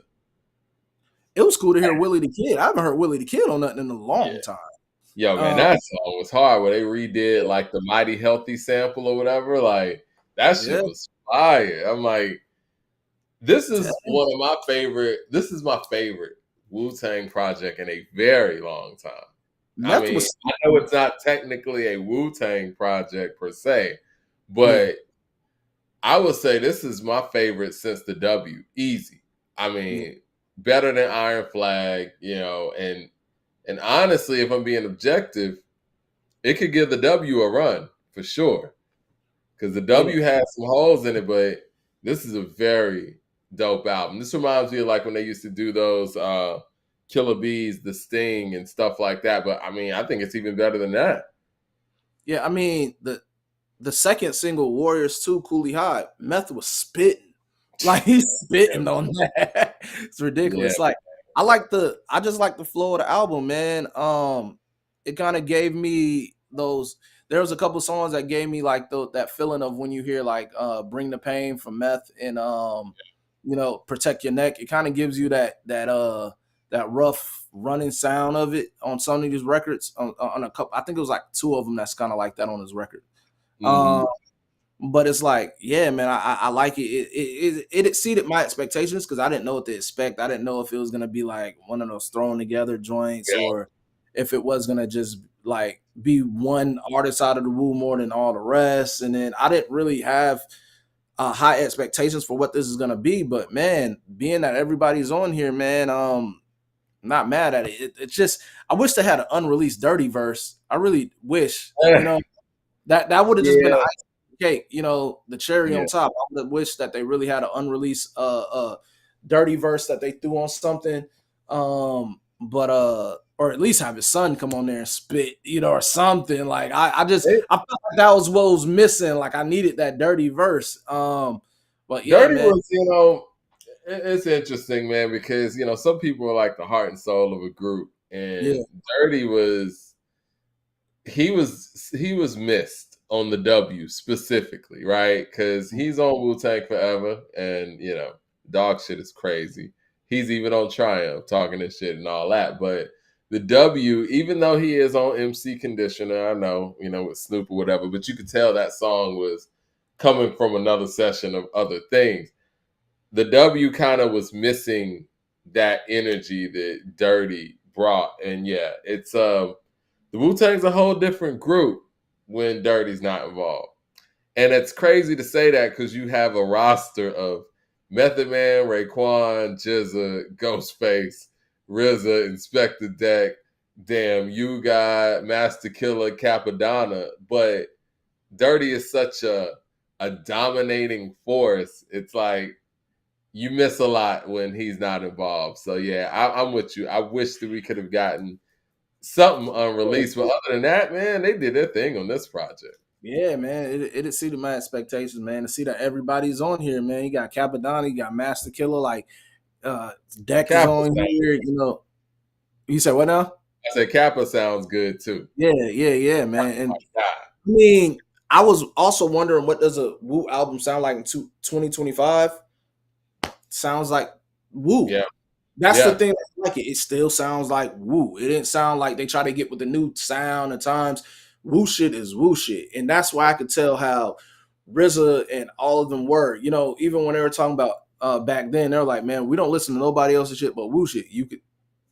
I ain't Well, gonna what's lie. cool is they tapped into the people who kind of do things that the Wu has done, right? And they were able to tap into current people and Mhm. just throw them into the Wu world, and that was, and they fit seamlessly. So Yeah, sounded current because 38 Species current. You know what I'm saying? Like these guys are Benny the Butcher is current, yeah, and RJ Payne is current. And you could have heard them on those 90s Wu records, but Wu updated their sound and added these people into the pot, and it just sounds current. And I think that for our veteran artists, not just groups, I think this is kind of the formula of how you can make new music and still keep your core sound, but still sound updated. You know what I mean? Like throwing certain people into the pot, and even them throwing Cool G Rap into it. It's like, yeah, Cool G Rap's an OG, but we never really heard him collab with the Wu like that. So it's mhm. like they cracked the code on this one, man. Mathematics did an incredible job. I've always been a big Mathematics fan, anyway. I like King Crooked on the last joint. Yeah, King Crooked on there, Crooked Eye. You know what I'm saying? Like, yeah. man, I wish they'll keep it going with it. Like, at least make it a 3-part series You of could this do and another bring one of these. into their world. I would Yeah. love to hear it. You know what I'm saying? Like, uh, I mean, because yeah. there's still some people on here that weren't on here that I feel like could have been on here. Like you could have got a Conway the Machine on here. You know what I'm saying? Like Redman's not on here. Like there's a I want lot to of put Joey Badass on it. Joey Badass would have Joey. been deep on it. Yeah, they could do another one So, of these for yeah. sure. Yeah, Yeah. Dave East. You know what I'm saying? Yeah. Like they could Facts. have kept it. They could keep this going. I like the way they put this album together, and it's really refreshing too because it's like you're gonna get people like RJ Payne, who's consistent as hell anyway. Ransom's not on here; he could have been on here, but they're gonna be spitting hard. You know what I'm saying? Because they rhyming with Wu-Tang. You know, And I go just ahead. want to say this, you mentioned Ransom's name. He is going to be featured on Lloyd Banks' new album coming out. I did see him on the track list. So yeah, Look, Ransom. we got to talk about that Lloyd Banks album before we get out of here too. Yeah, that's on the way. And Lloyd's coming with bars once again. Shit, Lloyd Banks could have been on this too. Yep. Um, But yeah, I think that this is one of my favorite albums of the year. I'm gonna have to go assess everything that came out this year, but I do feel like they may have cracked the code on how certain groups can collab and come with fresh new music. Wu-Tang is an institution, just like Dungeon Family, and I think that they tapped into all of their babies, their students, and it came out great. Yeah, I'm pleased with it. I'm not gonna say this is my album of the year so far. What's your album of the year so far? I don't think we've had Oh, that I don't conversation. know. I think I said this in the chat. It's a sequel, but are we still considering Cushion Orange Juice too? Or is that I an like album? to, yeah, of course. It's I was mixtape considering album, it. whatever. So, That's my. who's more? I'm just gonna say that's my favorite project of the year so far. I Okay, like I like Juice. Cushion Orange I've been Juice. playing that weird stuff since it dropped. Like I ain't gonna lie, it's been in rotation. So Yeah, yeah, Cushion that's Orange Juice too so is far. fire. Lloyd Banks, not Lord Banks. Thanks, Mad Max. All right. So we were asking a question, and we're gonna ask you guys this question too. Yeah. I put a number on it because I know you just said hit singles, but I put a number on it. Would you Yeah. rather have one classic album or 5 hit singles in hip hop? If you're a hip hop artist, would you rather have one classic album or 5 hit singles? Now, obviously, I think that depends on the era. Again, I mean, obviously, in today's era, yes, go with the singles. But I agree. In today's era, yeah, but not just hit records. I'm talking about monstrous records. Are you Can't Touch This? Are you Baby Got Back? Are you know what I'm saying? Are you Funky Cole Medina? Like, are you Ice Ice Baby? Like, are we talking about these big as monstrous singles? Because that transcends When you any said era. that, I thought Nelly, right? The Mhm. first thing I thought was Nelly and Country Grammar and hits like Country Grammar, EI, Ride With Me, Hot in Here, and Dilemma. Those are 5, Yeah. right? Would you rather have that career or would you rather have I made what classic album? I'm not gonna say Illmatic, but um what classic look Ghostface Supreme Clientele. I mean, you could even throw Illmatic in there. And the reason being you could throw Illmatic in there is because it's a classic album. But if he was to just stop and that's the album you ride on, like the Lauryn Hill effect, right? What would that Let's say translate? reasonable doubt. How about that? Let's go with somebody who has Okay. done both. Who has Yeah. done both. Do you think So Jay would say I'd rather have my reasonable doubt or I'd rather have my 5 big hit songs? I know he holds reasonable doubt near and dear to him, And that's but why I said that. yeah, Yeah. he holds it near and dear to him personally. But is he still touring off reasonable doubt? No. But can he go perform 5 of his biggest records for the rest of his life? Yes. And that's why I say you could use stuff like a Lauryn Hill Miseducation or Nas Illmatic because, well, more so Reasonable Doubt and Illmatic. I want to keep it at just those two. And the Yeah, reason why, because because because they don't really have the hits on there like that. Lauren's album does. well, but the success of both of those albums is not the same with what Lauryn Hill did with Miseducation too. That's Exactly. why I'm looking at just them two because it's not Exactly. like when both of them dropped, they went platinum out the gate. Like Right. Illmatic didn't go platinum till I think like 2001, and Yeah. that album released in '94, and then it wasn't like Reasonable Doubt was an instant success either. So it's like Both of if those albums sold off of what the artist became. yeah, exactly. So, but they're considered classics. So, if there were just those classic albums, could they ride off to the sunset and tour off that for the rest of their life? So, some people can, but if you have 5 hit singles, think about it. Because you're Vanilla Ice is still doing these little tours or whatever. They have these pop up 90 joints performing Ice Ice Baby. New Kids on the Block is out there performing like Kid and Play was doing right dates at stuff. some point in time. And You're right. hit singles, man. It's just stuff you could tour off of for the rest of your life. Soldier Boy, if it's all said and done, Soldier Boy can go out there and do Crank and Soldier Boy and a couple of his other joints and be out and make his bag. So yeah, you're right. Depending Makes on the more sense. era, in this era, I would take the hits. But in any era, I'll take the monstrous hits over a classic album because classic albums don't usually the things that we consider classics are not things that if they were released in this era, it still would probably been appreciated. You know what I'm saying? Like, could you, if you think Illmatic dropped in 2025, would people appreciate it right now as much as they did then? You know what we revered to. If that same album dropped in 2025, would that be something that we hold? And not just Nas. I don't even want to use him as a poster child for that. Would Get Rich or Die Trying do well in 2025? You know what I'm I saying? think Get Rich or Die Trying would, because of the momentum and the story behind it and all of that. I think Illmatic, it was great for its time. It's great, period. Let me not say that. It was pivotal for its time because it changed things. And I don't know if where hip hop is right now, if Illmatic could, with that same material, change the way everybody's approaching rhyming. Mhm. Um, and so, yes, to your point, it's, as an artist, you want to make a great album. You want to make that album that, gets 5 mics, or at least I did, but there is no 5 mic standard anymore.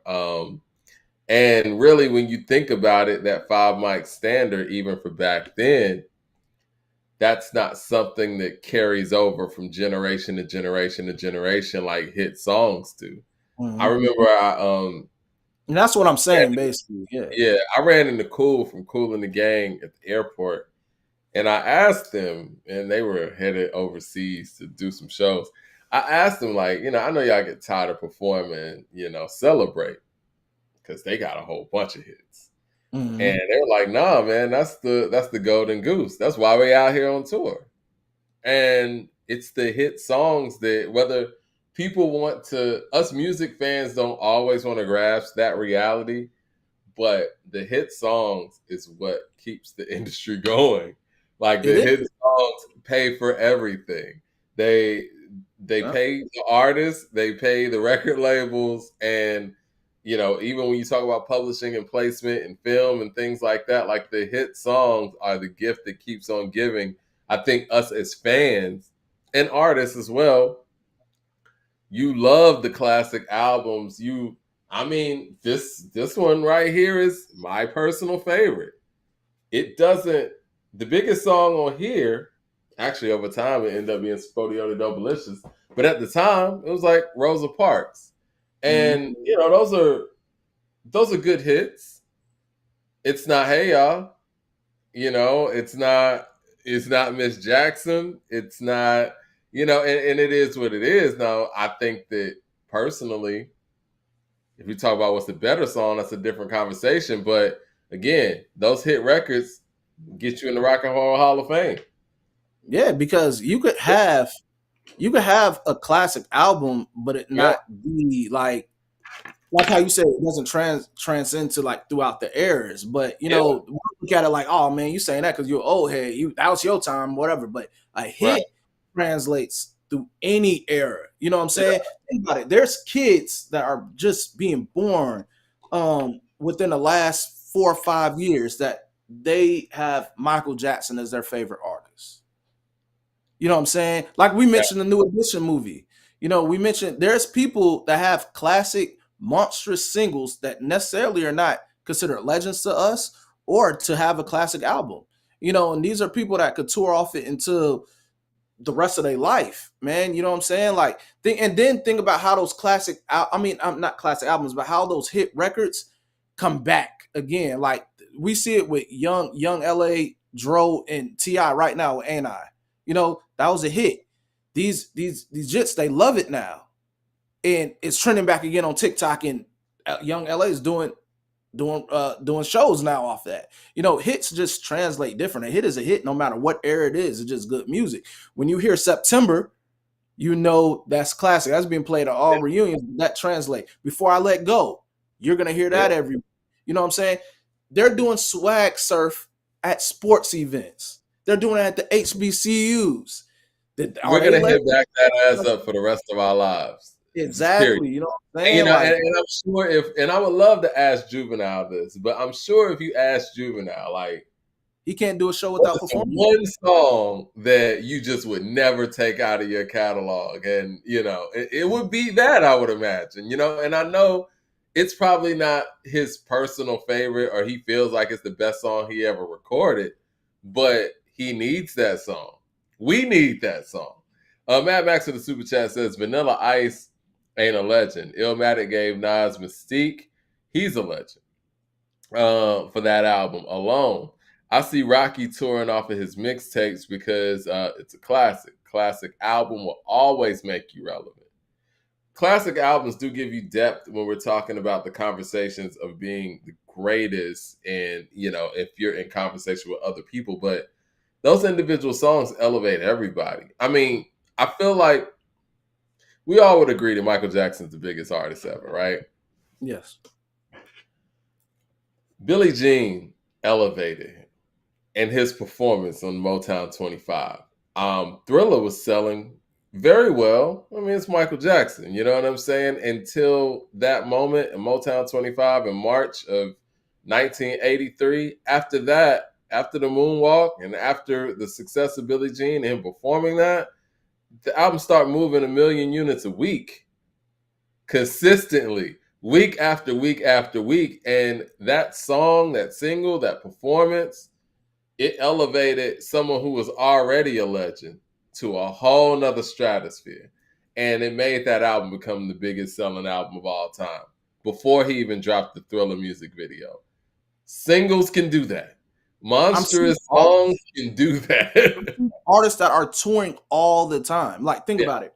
These are artists who some of them I've interviewed, some of them I just see. Jay Holiday, he had Bed, he had Suffocate, right? Yeah. Jay Holiday stays on tour, right? You Yeah. see, who's another? Sunshine Jim Jones has Anderson. made a lot of music, right? Fly Sunshine High and Anderson. Sing. Yeah, Anderson had heard it Yeah. all before. Yeah. That's one record. She stays performing. You know what I'm Yeah. saying? Like, there are some people that are just gonna always have that bag off their hits, man. And some people are not doing, these pop-up dates and go do that off an album. You know what I'm saying? Like, there are certain records that even if you have a classic discography or a classic album or whatever, people are going to see you and they couldn't imagine going to see you and you're not doing a certain hit record. Just imagine Erykah Badu doing a show and not performing Tyrone. Matter of fact, I went to go see Erykah Badu. I went to go see her, and it was Erykah Badu and Goody Mob, right? Mm. And she does this thing when she leaves the stage, and people are like, where she going? She ain't performing Tyrone. And it's just like, it's gonna go off. And then she come back and she go do the record. Everybody go crazy. Like, it's like I went to see Maxwell a couple years ago, and he didn't do like that biggest song he has. We sing high notes. I guess he can't do it no more. But his work, people were upset about that. There's just certain hit records. Yeah, you have a great thing, you could be a legend, whatever. But people come to see the hits, and for me, hits translate through any generation. And so I'll prefer to take those 5 monstrous classic hits I can perform off of the rest of my life versus classics, because some classics is even been the word classics being thrown around too much anyway these days. Everybody consider everything a classic or instant classic or whatever. So I don't even think we hold true classics to the way that we need to.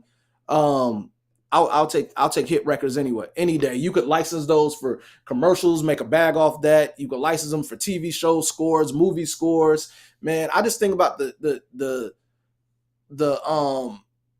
songs that are being used and featured in movies today, or TV shows or commercials. Man, Sir Mix-a-Lot makes a bag off Baby Got Back to this day. I mean, listen, the numbers will even prove it. And I'm going to say something that may be unpopular. It's easier to make a classic album than it is to make a Baby Got Back, or one of those songs that's going to be here forever. It's very rare that you have somebody that makes This Is How We Do It, or you know what I'm saying? Like, these songs don't come all the time. Like, they don't. And if you're fortunate enough as an artist to have one of those, we've put this negative connotation on people being a one-hit wonder, but there are great artists who have no hits. It's very difficult to even have a hit out here or something that you're recognized for. So Yeah, I think to me, the conversation would be like two classic albums and five hits. Hits hold a lot of weight. Hits hold a lot of weight. Honestly, when you go to a good concert, you're not going to a concert to really hear the album. You're going to the concert to go hear their hits. You know, you want to go hear a montage of all their hits for the most part.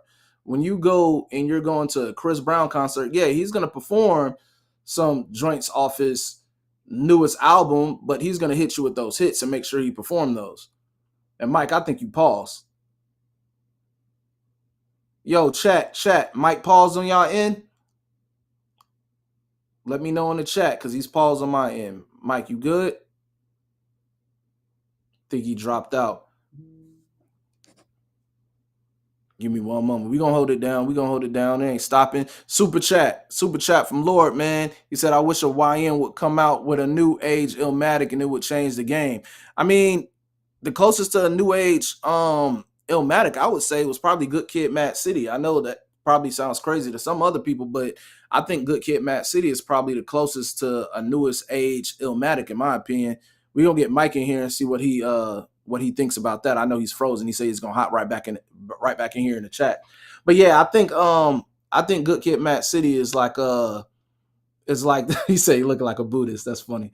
I think Good Kid Mad City is probably the closest that will probably come to a new age Illmatic. I would like to see somebody put together an album, great storytelling and great production like that. But yeah, certain things can't be recreated, and that's why they're one of one. But I would say the closest that come to that is Illmatic, man. See if we get Mike back on here because we got plenty more for you guys. We got plenty of. All right, y'all like cushion orange juice too? I rock with cushion orange juice too as well. That's my project of the year so far. Let's see. Let's see. Mike froze. Mike froze like Bron and Luca in the four. Hey man, it's hard. It's hard to do things live sometime, man. You get things like this that happen, man. But it is what it is. Yeah, we get the annual Kendrick hate. I love it. My bad, All guys. right, we back. We got My Mike here. brain closed up, man. My computer just said, "I'm done. I'm done." My bad. Um, what were you saying? I need to get caught back up. Yeah, Lord in the super chat, he asked, he put something in the super chat, and I recapped that. If you want to bring it back up, He said, "I wish young niggas would come out with a new age Illmatic right now. It would change the game. I don't know what a new age Illmatic looks like in yeah, 2025. yeah, I was Um, saying one of one, but I said the closest that came close to it was Kendrick, Good Kid, Mad City. I mean, if you want to say something yeah, that comes closer to a new age Illmatic, I think that's the closest to it from the yeah. story alone. Um, I will say this: not all classics are created equal, and so if you ask me, I don't want to get myself in trouble here. I just mentioned Nelly's five singles. If you ask me, and I think this would be a question for the audience out there, and be honest with yourself, would you have rather have made Illmatic, or would you have rather had a single run like Country Grammar, EI, Ride With Me, Dilemma, and Hot in Here? That's a tough question. If I wanna live off my catalog, I'll say Nelly. If I want to be revered and respected in this world, in this space, I'll say Illmatic.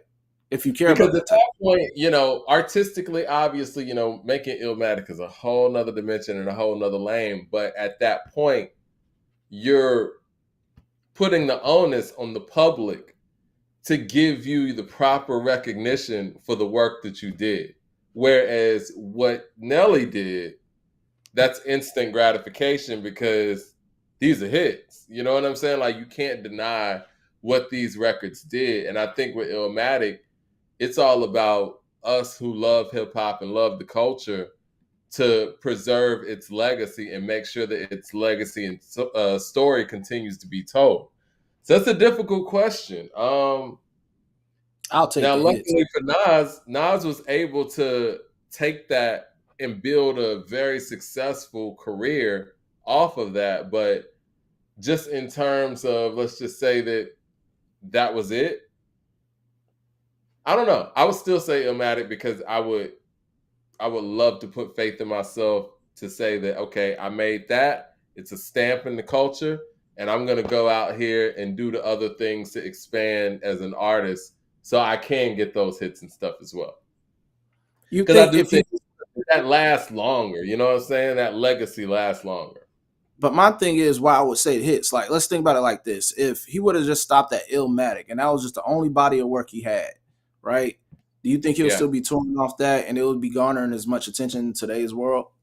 No, people would be saying, "Oh man, Nas was so overlooked and underrated." You know, people slept on that project. It was great. There's a lot of people like that we talk about. I think Rod Digger's first album, yeah, I think it's kind of her. Well, it's not her only album. The other album didn't come out, but Dirty Harriet, incredible.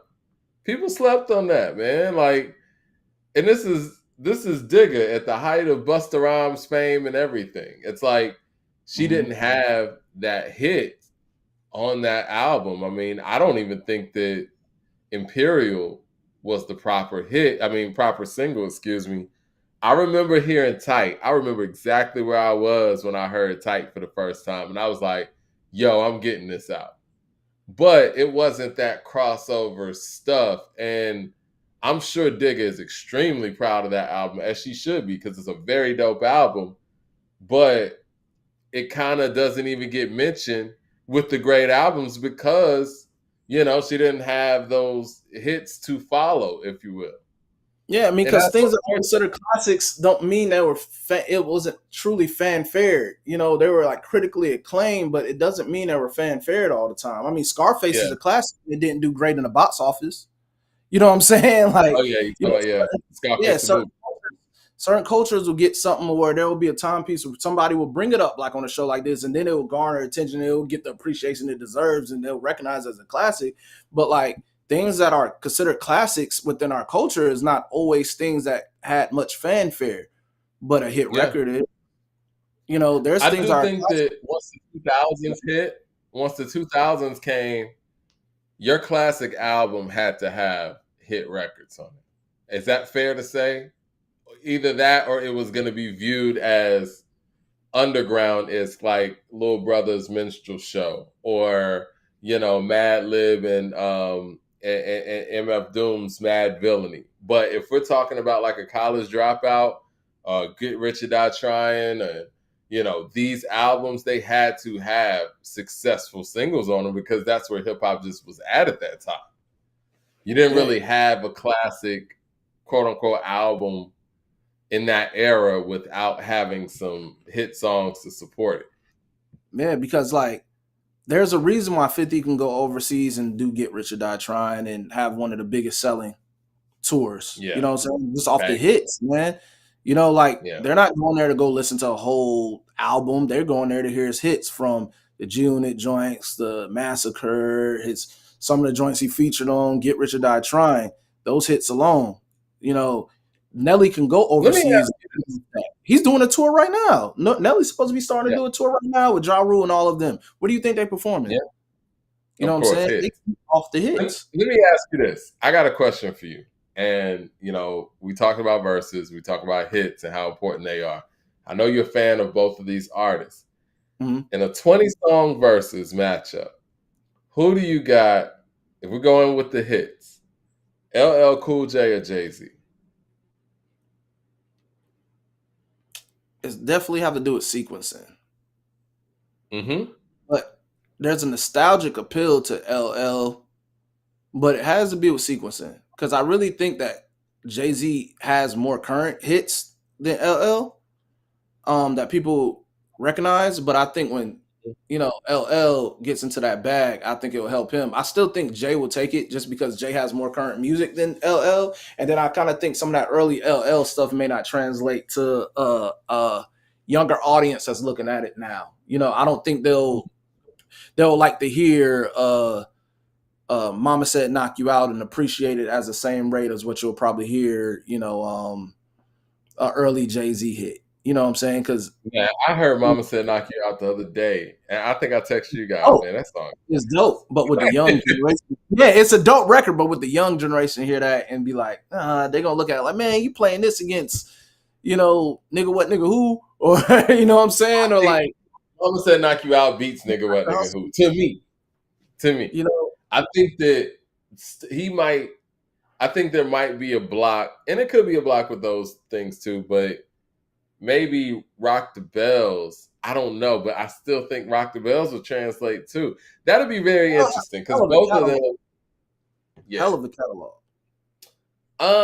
I'm going to. I'm gonna go LL, and this is why.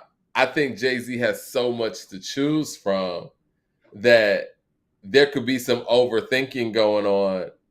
Whereas with LL, we know what we're getting. You're gonna get bad, you're gonna get, radio, you're gonna get Mama Said Knock You Out, you're gonna get lounging. We know what we're gonna get. We're gonna get straight bangers. And I think with Jay, with his catalog, it's a gift and a curse. You got, no pun intended. He has so much to choose from. It's like there's no room for mistakes here. That's what I'm saying. Sequencing could be everything, but LL has the most recent album, but the masses I didn't ain't gonna really play take none of that that. album for what it is. So you ain't gonna play nothing off that. So people really are gonna recognize more of a Jay current stuff within the last whatever years as opposed to LL. You're presenting a verses in front of people that grow up not even knowing that LL was a rapper. You I need know, a beat crazy. you But know, so yeah. so there's going to be a generational gap as far as viewers. For us, we know and recognize what it is. But I think I'll take Jay, man. I think Jay has records that uh transcends throughout the time a little bit better. Even though LL has bona fide classics, but if you take all the whatever hate aside that motherfuckers be want to give to Jay and just be objective, like let's be honest here, I think it'll be Jay. Yeah, I'm going Jingling Baby remix. What all would I play from L? Of course, Doing It. Wow. Yeah. He's a tough matchup for anybody. And It's a good catalog. I hate that LL didn't I know he wanted to do a versus, I believe, but he just didn't have anybody to match up with him. I mean, I think that because in his era, the only person that I feel like has a catalog long enough to match up with him is KRS, but I don't think that's a good matchup for He doesn't have LL. hit quality as Yeah, LL. he doesn't have the hits, like, because that'd be more of a quality conversation. But as far as like notoriety of the songs, that wouldn't be fair to KRS. Um, I don't think Kane has a long enough catalog for LL. LL just had nobody to go against. Really, like it's just nobody for LL to go against. Like He goes he through got different eras, man. yeah, he's such an outlier. Somebody mentioned doo wop. Doo wop is crazy. The breakthrough is crazy. You guys are some OG LL fans. The breakthrough is one of my favorite LL songs, man. He Mm-hmm. really would have MC Shan hard on that. But I mean, you got Booming System, Around the Way Girl. Yeah, these are classics. But maybe that's just coming from my standpoint. I would like to. I think that if you put Going Back to Cali up against 99 Problems, I think those are Sonic mix because you got Rick Rubin there. I think 99 Problems is the better song between those two. Um, Like I said, it'll be a generational thing with that, even though they're not far in age, but as far as what the listener that is not biased to one side, I mean, you could obviously, if you're listening at it objectively, you could tell the difference between the times of those records. I wish Um, that could happen. and that's what I think that will be the issue, you know, is I think how. that's the only matchup for L. Honestly, I think that's the only person he could really go up against. But I really think it's not going to go the way that people think it is. I know this is the Jay Z, you know what I'm saying, but it's not going. Oh, we People love Jay. LL, like if we're being realistic and viewing things, it's not going to go that way, man. It's kind of like how you know the closest thing to something like that is like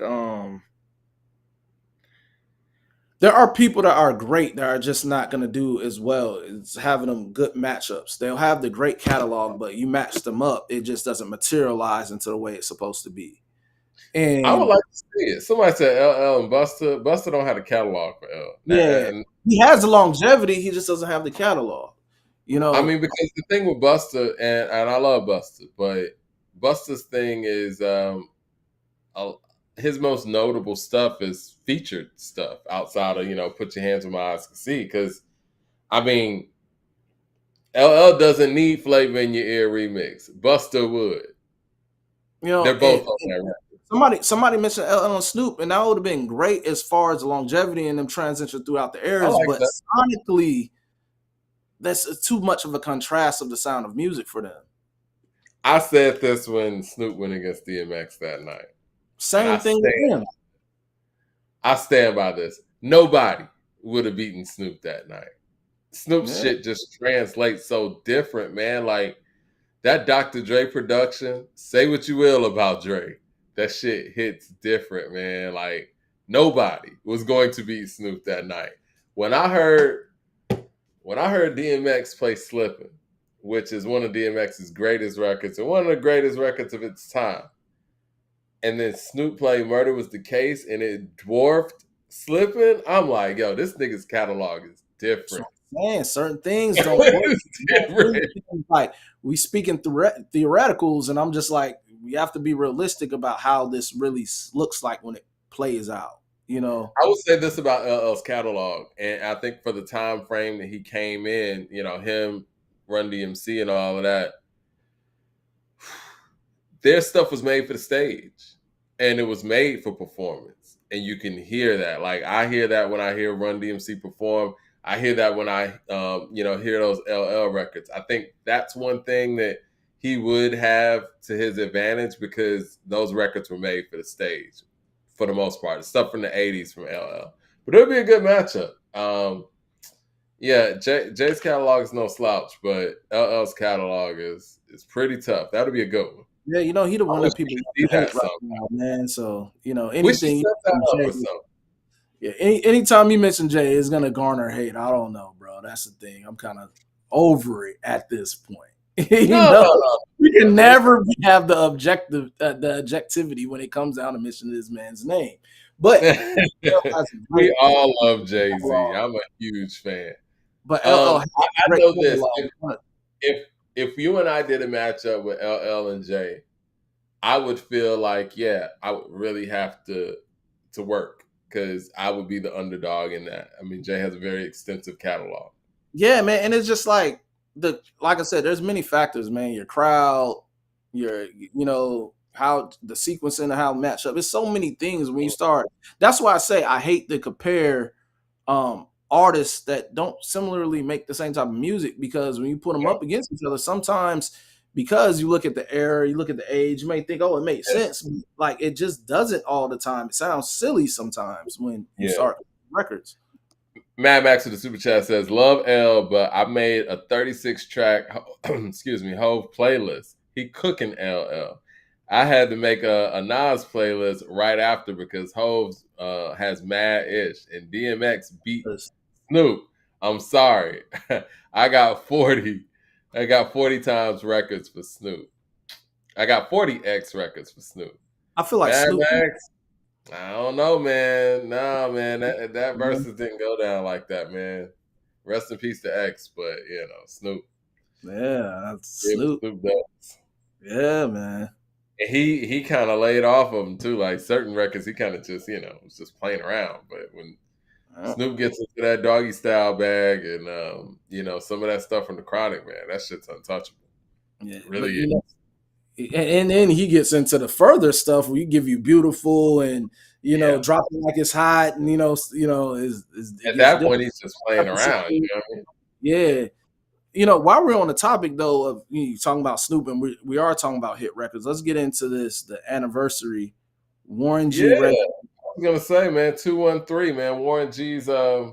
Regulate celebrates 31 years. Yeah, Um, man, Regulate's an incredible song. I think, when we're talking about hit records, we talk about classic albums. Warren G's fortunate enough to have one of those classic songs, and not everybody has a Regulate in their catalog. Him and Nate Dogg. I think this was the record that really brought both of them to prominence. Got him a record deal with Def Jam. This was on the Above the Rim soundtrack, and a Mhm. lot. I've heard Russell Simmons himself credit this song with saving Def Jam record. They were in a bad place, and when they signed Warren G and put out Regulate, it saved the almighty Def Jam records. And again, these are things that hit records and hit songs can do. And I remember having this album back in the day, man. This DJ was dope. I just never back then I didn't understand why Warren G wasn't on death row, but I didn't question it too much, when you're a Probably was kid. his best flavor not to be. Yeah, I think it was too. Not well for him not to be, man. And This was a Warren, cool song because the R&B guy came in to save the rapper. Like, when does that happen? yeah, Nate Dogg highlight. He killed that. He killed that. It's funny. Every time I listen to Sirius FM, this is a record that they're always playing on the hip Yeah. hop station. You know what I'm saying? Like they're always playing this on a throwback station every day. If you wasn't getting in the car, you're gonna hear Regulate at some part of the day. Mm, So I hear this song all the time, and is for Warren G, I feel like he's the one that really you heard G Funk on Doggy Style, whatever, but this is the guy who really like carried what is G Funk. You know what I'm saying at that time, and Warren G doesn't get a lot of credit that he deserves because even when he's not rapping, he was doing dope stuff on the producing side later yeah. on in his career. Like he produced the record with Jeezy and Neo. I Um, know that. yeah, yeah, yeah. You Jeezy said on this Warren G, you a fool for this one. Like he produced. That's Warren G on the Mm, keys. And Warren G produced that joint with him and with Jeezy and Neo, that Leave You Alone joint. A lot of mm, people don't know that. But yeah, man, Warren G is that guy that deserves credit. And like I said, this is one of those records that you may not appreciate his album, but Regulate, and he could perform Regulate until his last days. You feel me? Like, yeah. I mean, even his role with Dr. Dre, who is his half brother, right? They're like step brothers, something like that. Even his role with Dr. Dre, like his job during the Chronic sessions, from my understanding, anybody out there correct me if I'm wrong, his job was to go get the records that they were sampling. You know what I'm saying? And so a lot of that stuff that we ended up hearing on the Chronic, comes from either Warren G's collection or Warren G finding, what I'm saying, the actual sample and things of that nature. And so, with that training or even with, that input and that impact, Warren G is extremely important. He's one of those unsung guys when it comes to us talking about the Chronic and Doggy Style and Death Row Records. And then, he was able to have this hit on his own, which is incredible. I think yeah, this is one of the biggest songs to ever come out of West Coast hip hop, I agree. especially, in that G Funk era, if you will. They'll put it in the top 10. Yeah, I mean, look, the Chronic's again, this is a conversation of hits and albums. The Chronic's an incredible album. It's got G Thang on it, which is the biggest hit on there. It's debatable what's a bigger single between this and G Thang, but I think G Thang might get that. But we look at the Chronic as a collective. But Regulate, again, another top 50 hip hop song of all time, in my opinion. Facts. Two Yeah. off this and one or two. He did a lot with that. Now, there's another anniversary too. We Yes, got sir. Capital Punishment from Big Pun. Yes. Who? Big Pun came in the game like a whirlwind, man, like that flow. And Capital Punishment to me, I wasn't a big fan of 100%. Oh, not 100%. I like that song. Yeah, baby, that was the second album. But Capital Punishment, it just kind of let people know that, there's a new lyricist coming out of the Bronx and coming out of that Terror Squad camp. And I was a huge fan of how Pun was able to take things on. We talk about Snoop and Dre again when they redid Deep Cover. Yes. With Fat Joe.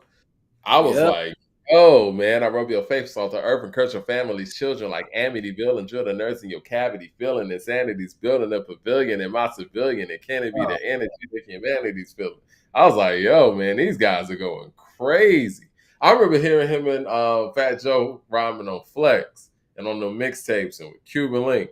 I was like, man, these guys can rap. I was a huge Terror Squad fan. I yeah, was man. supporting the Latins going platinum, man. It was cool. It was refreshing. It was a movement. Yeah, man. Pun lyrically gifted. One of the best flows Yeah, in history. I have to give Pun that for one of the best flows. And if anybody disagree, I mean, just go listen to Twins, the Deep Cover remake. Like he that was one of his best showcase of his lyrical ability for real. I mean, he has other joints, but play wise. Yeah. he was dope on this. He was on Posse joints because he was on Banned from TV. You know what I'm saying? Like, yeah, Pun was that guy. Pun was that Well, I guy. mean, when you get songs like the one with him and Black Thought, you just don't really get lyricists on the same track like that ever. Like those are special moments, and I was very saddened to hear that we had lost Big Pun because I felt like there was so much that he could have done moving forward, and it was like super lyrical. When you get a song like that with Big Pun and Black Thought in the same room and on the same track, those are once in a lifetime, situations. And Pun's flow was crazy, but the words he was using was crazy. And the fact that he kind of had like this underground type of approach, but he still had the hit songs. I wasn't a huge fan of the song with Joe, the I Don't Want to Be Your Player remix, but it was That's my huge. shit. I like it. I I like and the only reason I wasn't a huge fan was because the original. I love the original. He was going crazy on the original. Look, Mad Max in the Super I Chat like this says one over Pun the is original. the best. Oh, Mad Max saying something sacrilegious. He said Pun is the best rapper from the BX. KRS is the GOAT though. I remember my first trip to New York, and I went up there and I saw all of these Pun murals. This had to be like '05. And I was like, I didn't realize how big Pun was, no pun intended. And, Yeah. they immortalized him up there. And I just thought he was dope, just from my hip hop ears or whatever. But yeah, Pun was huge. And some compared him to Biggie in the sense where, what him and Joe were doing was very similar to the approach of what, Biggie and Puff had done. And Mm. I think that he was somewhat carrying that torch. His breath control was incredible for a man his size. Facts. Um, I don't, yeah, it was just, and when you hear it on track, it's like, it don't even sound like you could hear him breathing on the track. So you could tell that this wasn't him punching in. Like his breath control was crazy for a man his size. Dope album. We have debated on this channel many a times about the classic nature of Capital Punishment. Most people will tell you Capital Punishment's a classic. Mm. I love the song "Punish Me" with Miss Jones. Um, it's definitely a lyrical masterpiece. I'll say that. I don't know if I could say that it was a straight up classic, but maybe over time it is because of the fact that we're just never going to get moments like that again. And yes, Pun was a true lyricist, and they put it down on this album, man. Fat Joe is a really good executive producer because that Don Cartagena album, from a production standpoint, was awesome What's too. gonna do? Yep. Terror Squad album, I mean, they knew how to pick beats for sure. Mad Max says Pun and Big L are mythical up here. Yeah, I saw that too. Imagine. Yeah, I can imagine. Like, and the dope thing about Pun is like he also was still able to be versatile. Like you said, you have the joint with Joe. He I could imagine him actually doing what Fat Joe did on some type of joints. Imagine if it wasn't Fat Joe and it was Big Pun on the record with Ashanti. You know what I'm saying? You Oh could yeah, see I would have killed. in those lanes. And Terror Squad had the streets at that time too. You know what I'm Yeah, saying? Like there was so many angles that Pun could get with, and he could lyrically bar you to death. You know what I'm saying? So yeah, man, Pun was one of those dudes that was gone too soon. Um, because even his post music, like when they came back and they did 100% and you know what was the other record that came off that? There was Oh, you said 100. 100%, and it was the song with Donnell Jones, "It's So Hard." He recorded those, and when the album is similar to Biggie with Life After Death. Like by the time the album got released, he was gone. But yeah, those weren't really posthumous efforts, but yeah, I guess technically it is because it came out Technically, once he was dead. But yeah, he was working on Yeah Baby. I didn't love the direction of Yeah Baby. I didn't like the title of the album like that, but 100% was dope. And so was It So Hard. Like, it is so sad to actually hear him talking about losing weight on there and talking about he was mhm. gonna beat it. It's like, dang, man. Pun Uh, has so much to do, man. And I will say this, video, like, man, the video makes you miss Pun a little bit more too. It was a Puerto Rican Day Parade, and you get the pun, and you know what I'm saying. It just kind of gave in yeah. the film of the record too. Yeah, I I remember will seeing. give Joe this, man. That's got to be a tough thing to deal with. It's your friend, it's your artist, you know what I'm saying? And then you're an artist as well. And Joe, in similar fashion as Puffy in some ways, he picked up the mantle and he tried to, keep things going and keep the Terror Squad going. But, it was, as far as like Terror Squad as it was constructed, it was a little difficult. But he was able to pick up Remy Ma because Remy Ma was somebody Mm, that Pun found, and he was able to take her on and make sure that her career, was what it became moving forward. They got lean back. Hit records once again, man. We keep talking about hit records on this episode. Um, I know people talk about what pushing hip hop culture forward. yeah, yeah, And I yeah. thought that, since we're talking about Hip Hop Hall of Fame and we're talking about the Rock and Roll Hall of Fame, what does that whole term even mean in hip hop in 2025? What does it mean to move the culture forward in 2025? And what would said individual do to quote unquote move hip hop forward? What does that look like?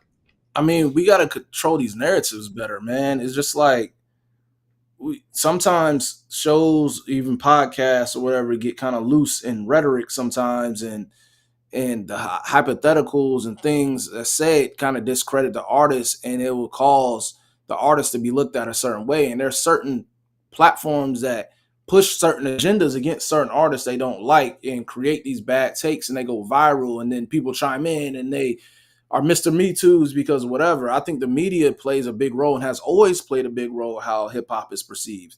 From the East Yeah. Coast, West Coast stuff, what they were doing in the magazines, to you get into the blog era and what they were showcasing on their stuff. There was always tastemakers and people of the industry that kind of like pulled the strings and certain narratives on artists. They kind of Shador Sanders a lot of artists, I would say. You know what I'm saying? Like the background conversations about a lot of them, the blackballing and who's pushed and who's ever. So it was kind of the media to keep Anonymous source. things, yeah, and be objective. But you're not getting that. And why do you think in 2025 it would change? Now we have the podcast, and you have people like a Joe Button podcast, or you have people like a Rory and Maul, and sometimes a lot of these conversations on a lot of these podcasts could be well and it could be good, and sometimes they could get you actually having these debating conversations, but overall some of the conversations can make you discredit a lot that's solidified in hip-hop.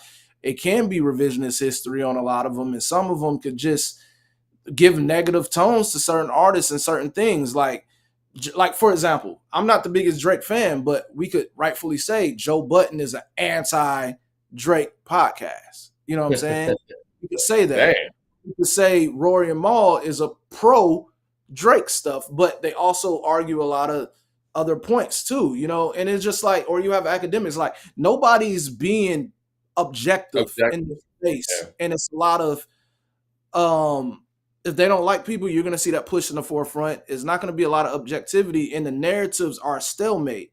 If we're constantly arguing stuff that's solidified and is not going to be changed, what are we pushing to the forefront as the next thing? What is who are putting new stuff out? If the artists' music are not being discovered like that, and you have to really go search and do the music, whose job is it to kind of like bring this to the forefront? That's not doing it.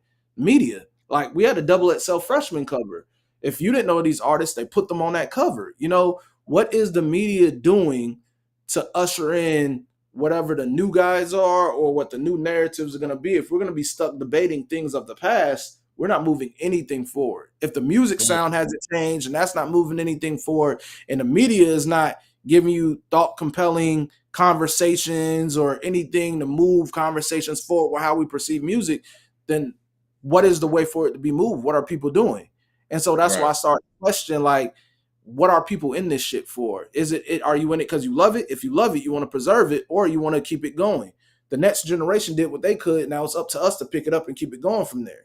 And that's where the stalemate is. There's not a lot of people that's keeping it going. They're kind of declining it, and not only declining it, they're driving the value of it down and to the point where it could be looked at as a joke, and that's counterproductive. I think that's a fair point. And one of the things that you said that really sticks out is the fact that, where you alluded to the fact that people spend more time on the things that they hate other than actually talking about what they like, you know? And I feel like in the space of, if we talk about media and podcasts and things of that nature, it's we're not really praising anything that we like. What do you like? Is there anything that you do like? And it's like it's more, you get more traffic talking about the things that you hate. And I think we even saw that with, this Drake situation. It's Mm-hmm. like a lot of podcasts made their whole name and game off of this whole conflict and taking sides, and and going with the popular thing, if you will. And I do think that we do need a level of unification when it comes to hip hop in general, maybe hip hop media to a certain extent as well. But you know, there's always been media that thrives on the fact that we're going to take negative stories and continue to and continue to push those narratives. But you're right, it doesn't move the culture forward, and it doesn't move music forward. And I would imagine that artists who are coming out, it doesn't really inspire them, or artists that are coming up rather, it doesn't inspire them to be creative when all you hear is niggas hating all the time for the most part. Or I don't even want to just discount it as hate.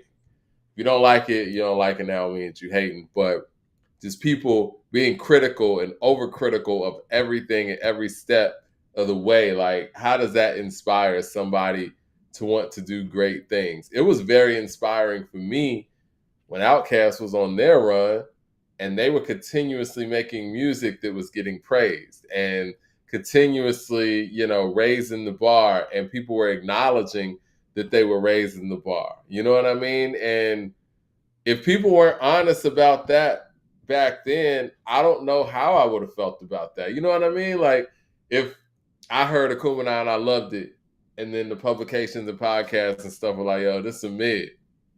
It's like, how do you know what I mean? Like, how do you get inspired by constant Well, ridicule, if you will? And do artists need to step their game up? And it makes me feel at this point, even if they step it up, people are so caught into their zone of being super critical, they're gonna do that either way. well, this happened way before the internet era. We started to see where credible things that uplifted and gave the right criticism and right ratings and stuff be compromised due to self-interest or whatever. Like we seen that with the source. The mic system was kind of like the Bible of how we went and Yeah. purchased music.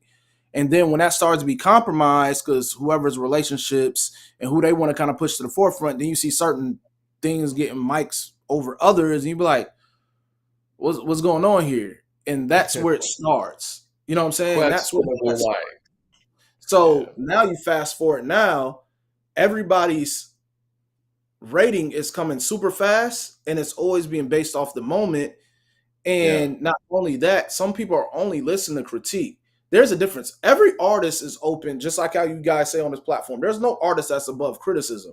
But there are certain people that people will listen to just have something negative to say because there's an agenda behind shitting on them.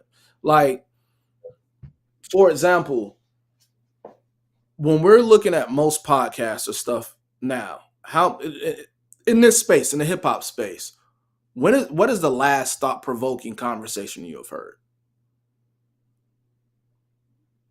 Um, thought provoking. I don't know if people make hip hop podcasts for thought provoking conversation to even take place.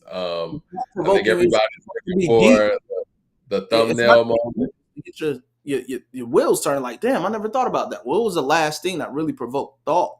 That was of something of some relevance for real. A lot of people talk about a lot of shit that's solidified. Yeah. I mean, again, it seems to be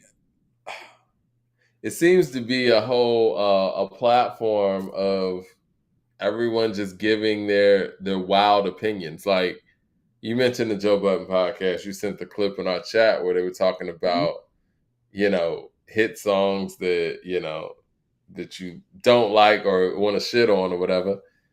And I was here, man, somebody on there said Prince Dove's Cry was whack. And I'm like, you can't be serious. Of all the songs that you that you can mention, it's like people say things. I feel like to a certain degree, people say things because they know they're wild at this point. Yeah, hot takes And and controversy and on the clips. That's what sells. That's what gravitate yeah, people to them because people want to listen to them. And I try to be as realist and honest as possible, and I don't try to lean to one side. If I truly feel something, I feel it doesn't mean I hate an individual. I'm just keeping it real and objective into the way that I see it, bro. It's like, I mean, not objective in the way I see it because that's contradicting statements, oxymoron. But I try to be objective, but also keeping it real with the integrity of me being honest. I don't think everything that every great artist make is the best thing since sliced bread. I don't think about that with Jay just as much as I don't think about that with Nas. And or certain other artists that are legendary in their status or whatever. But what happens is in these spaces and the narrative that goes on, it bends people's opinions. And now those opinions become theirs to the point where they feel like that's how they really feel. Nobody's thinking it's a big group think thing where nobody's wanting to go against the grain because they truly just feel different. And they're not gonna celebrate everything that just is overhyped or whatever. Like that's one of the biggest things is people just don't think for themselves no more. It's crazy how the go along gang is going and how things are easily influenced by if you look at certain things because it sounds good, you run with it. Like I've seen so many of those things happen that come from these type of spaces, man. And it's just like at one point in time, who's going to be the people that's going to put their stamp down and say, we're moving the future, moving the culture forward. We're bringing apart as new conversations, new things of how to move this out. If I'm looking at the trajectory of hip hop, right, and I'm looking at where it came from, albums and all that, and then we go into the transitional years and we go into the blog era. What happened after that? You get the SoundCloud era. What do you get after that? You get the trap. Like there's always a timeline of extension of the nets, but now we have hit a roadblock. And not only do we hit a roadblock musically from everything sounding the same, we've hit a roadblock media wise from everybody saying the same damn shit. When something you're right. happens, People you got to can get more creative. yeah, when Just you look like at the artists need to get more creative with the music, yeah, and I feel like music starts everything. I think all of us could go get more creative if and you get on really go ahead. alone, sorry to interrupt, but if you get on YouTube, right? Remember when the Dochi thing popped up? How many people had Dochi reaction videos on YouTube? Yeah, everybody's chasing that. Everybody's saying the same shit. Everybody want to hop on and give that hot take. Yeah, You know, it's like we gotta have progressive conversations, man.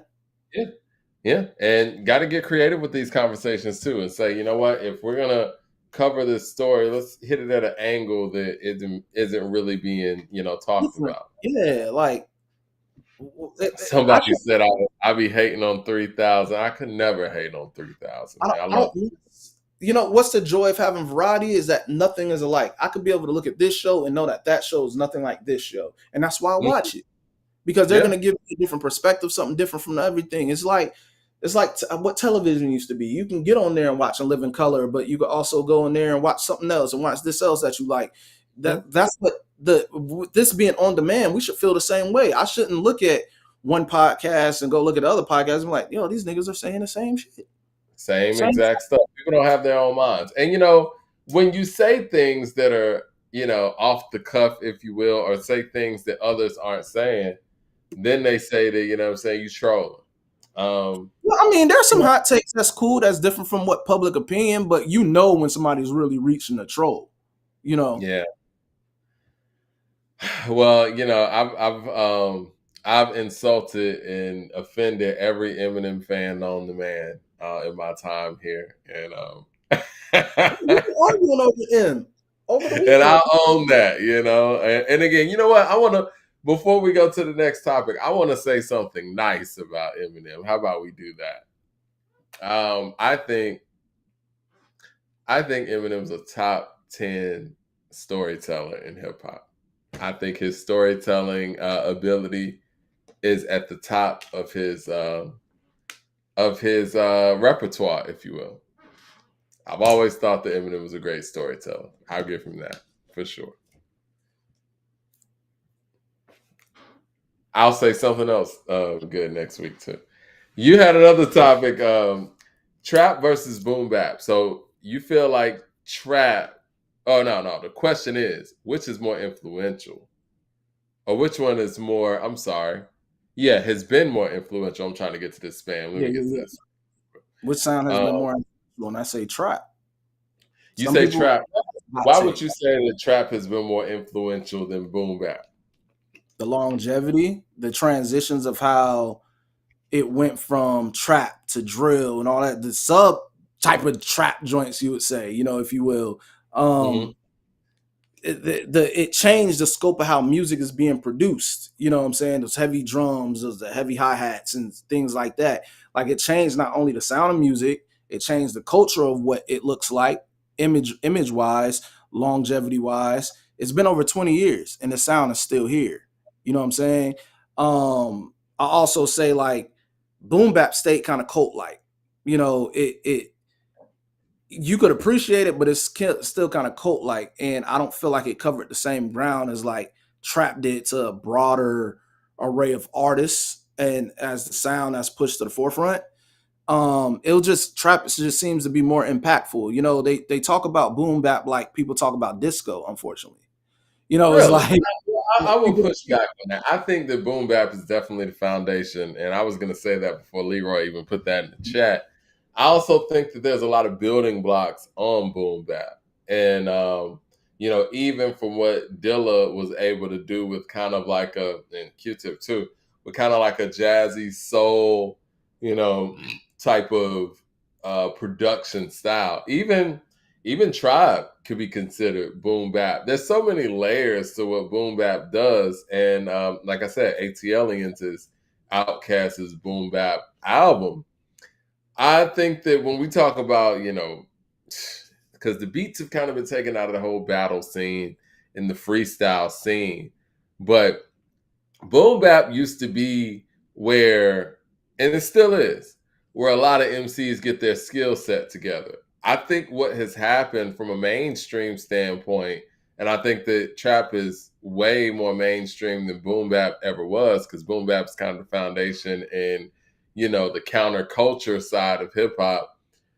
Trap kind of took away the necessity to be able to have to be able to rhyme great on a track.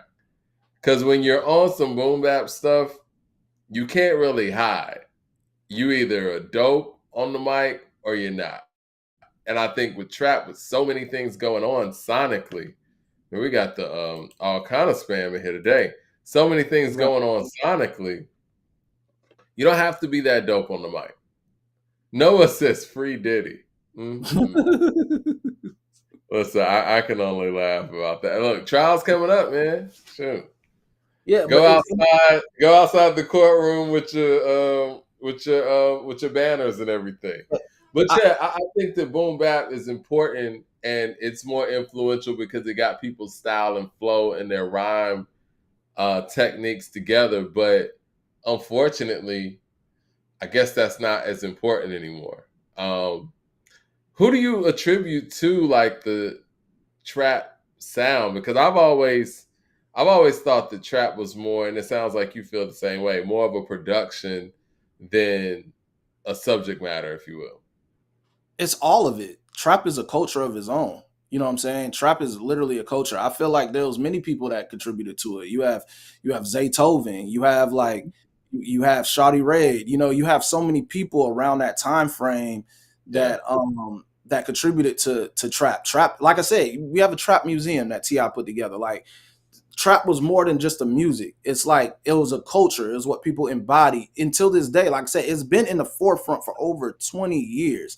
And I know people don't like to give the South credit, but think about it. The South has reigned for over 20 years. Yeah. You know what I'm saying? Like we can't say that about boom bap, man. And I could appreciate some boom bap, but it's not the same, bro. Yeah, it's around. Some people will rhyme over it or whatnot, but it's just like one of those things that's like people are trying to keep alive, and it's just like it's not that popularized as trap would be in the forefront. And I think like boom bap taught people how to love music. Trap has taught people how to live off music, and I that's yeah, how. well, yeah, I think the trap is definitely more commercial than boom bap, but I think boom bap's more important to the, like you said, the love of it, and how deep are the fans when it comes to trap? Like, is the love for hip hop, and that's something that I guess you have to actually go out there and see. Like, is the Because love for there's different yeah, subgenres of, you know what I'm saying? You get drill from trap.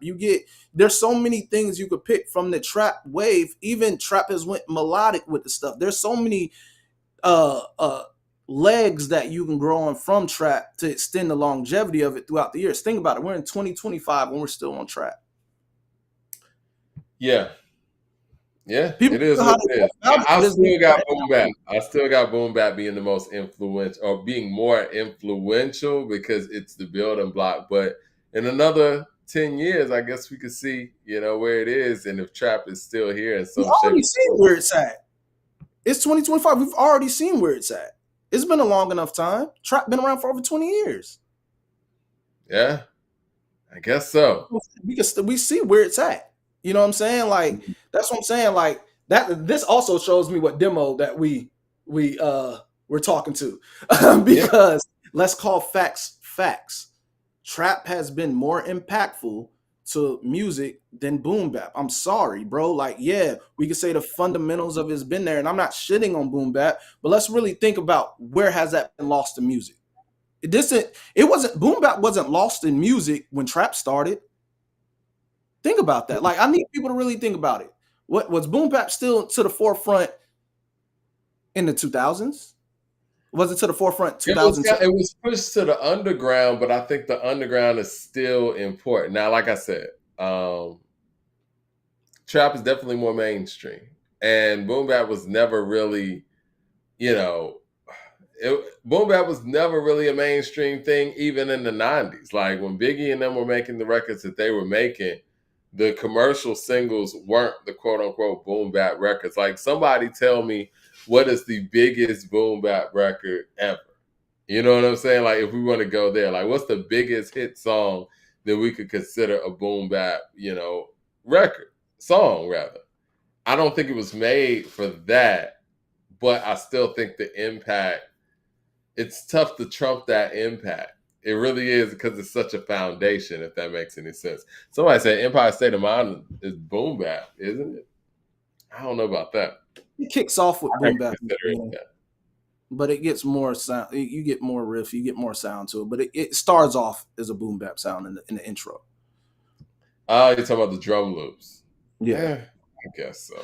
I don't think boom bap would claim Empire State of Mind. I don't know. There's so many other things from Jay from Boom Bap early on that you could probably pick. But what I'm saying is like people, people got to stop getting emotional and getting in their feelings about what's near and dear to them, like Boom Bap, and just accept the truth for what it is. I Trap has think been what hip it hop is, for a longer time. Boom Bap stopped running hip hop in the '90s.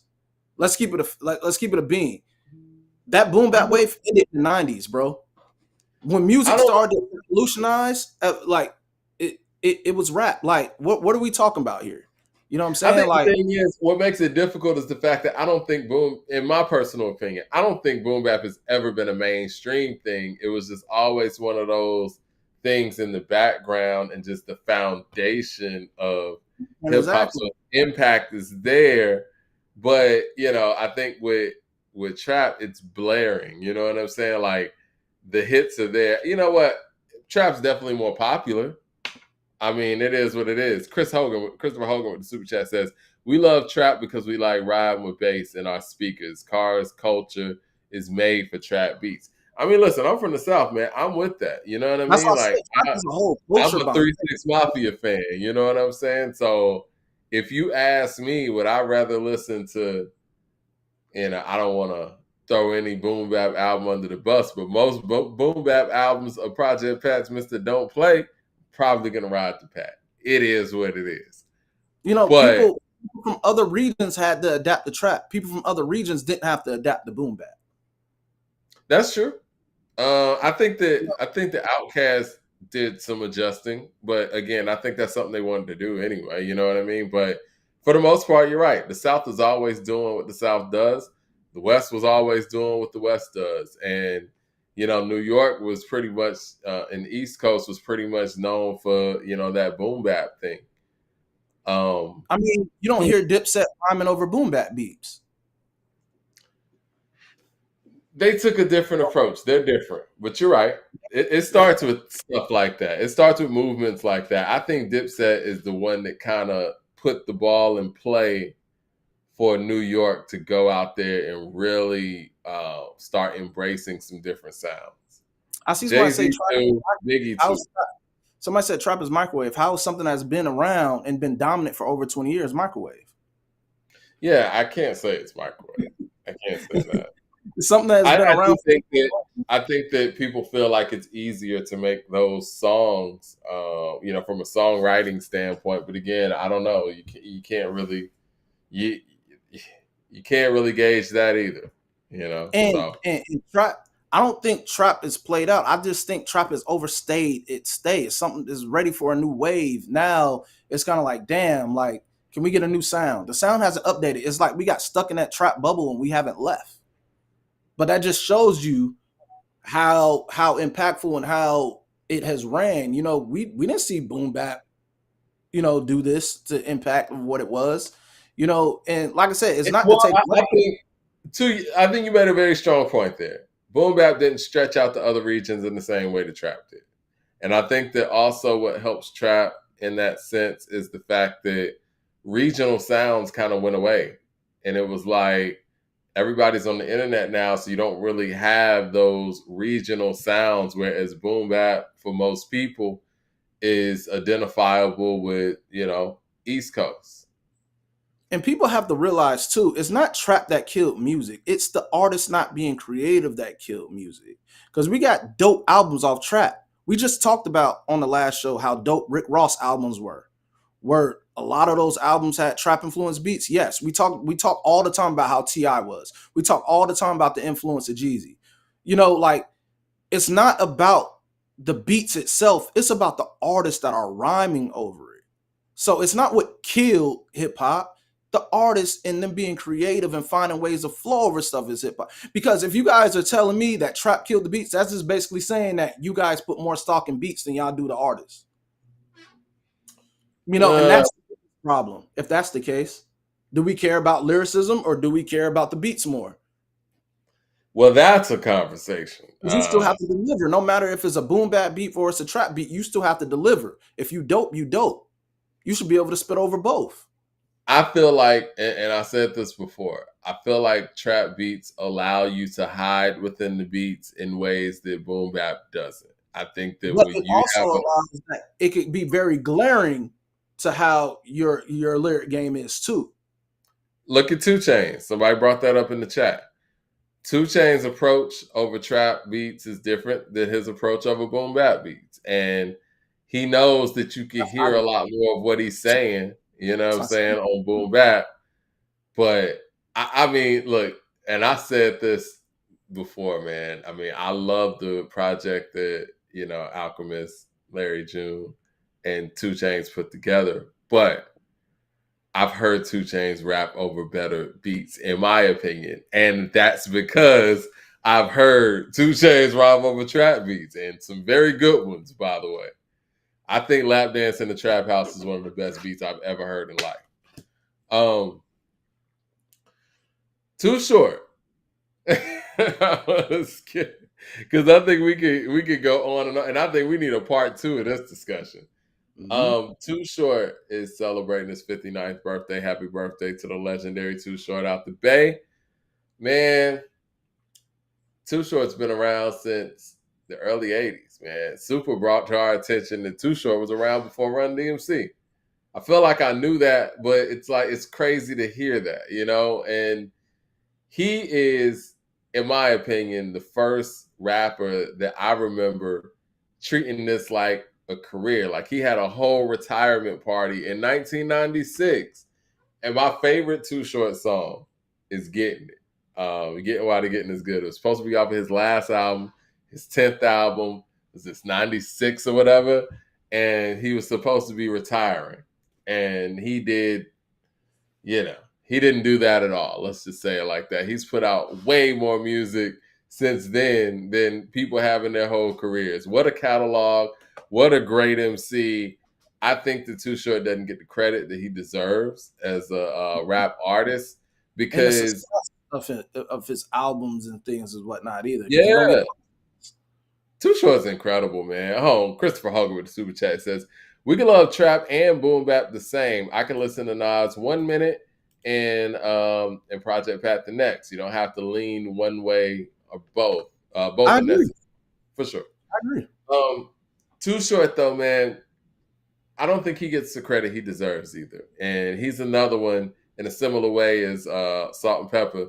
I would love for him to get in the Rock and Roll Hall of Fame. But yeah, Too Short's catalog is unmatched. Why do you think Too Short don't get the credit he deserves? Because I just don't think people take him serious as a rapper in the younger generations. I think they look at his stuff as being too simplified or dumbed down in a way. And Too Short is like what I consider E40. They're game spitters. And Yeah, I remember like seeing lists on social media. My generation, they're like the top worst rappers, and you'll see people like Too Short and E40 and Silk the Shocker. You put all them on there, and that's crazy for me to see. But Too Short's a game spitter, E40 a game spitter. But people look at these type of guys and think they're trash.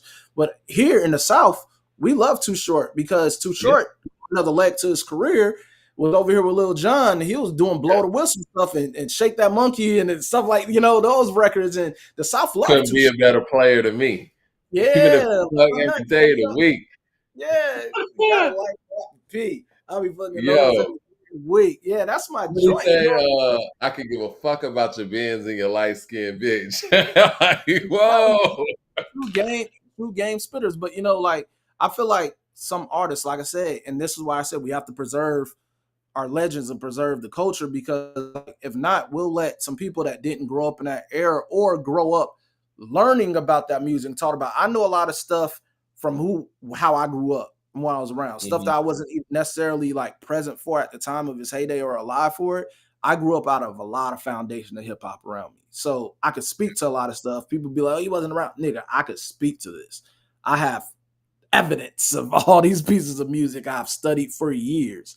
And what I can say is like it's kind of crazy to see artists like him get undermined, and they think that because it's not being pushed to the forefront of whatever way you consume music or talked about high regards or whatever, that is not successful. That's how the younger generation will look at it. And if you look at Too Short's albums like numbers or whatever, Too Short does numbers. He's been Always. successful album wise, man. And I guess because I don't know, but there's a lot of younger generation I appreciate Too Short too, and I think he's been able to translate through the areas of where he does have that younger and older crowd a little bit. But I don't know why he doesn't get that credit, man. Um I guess it's kind of like the subject material too.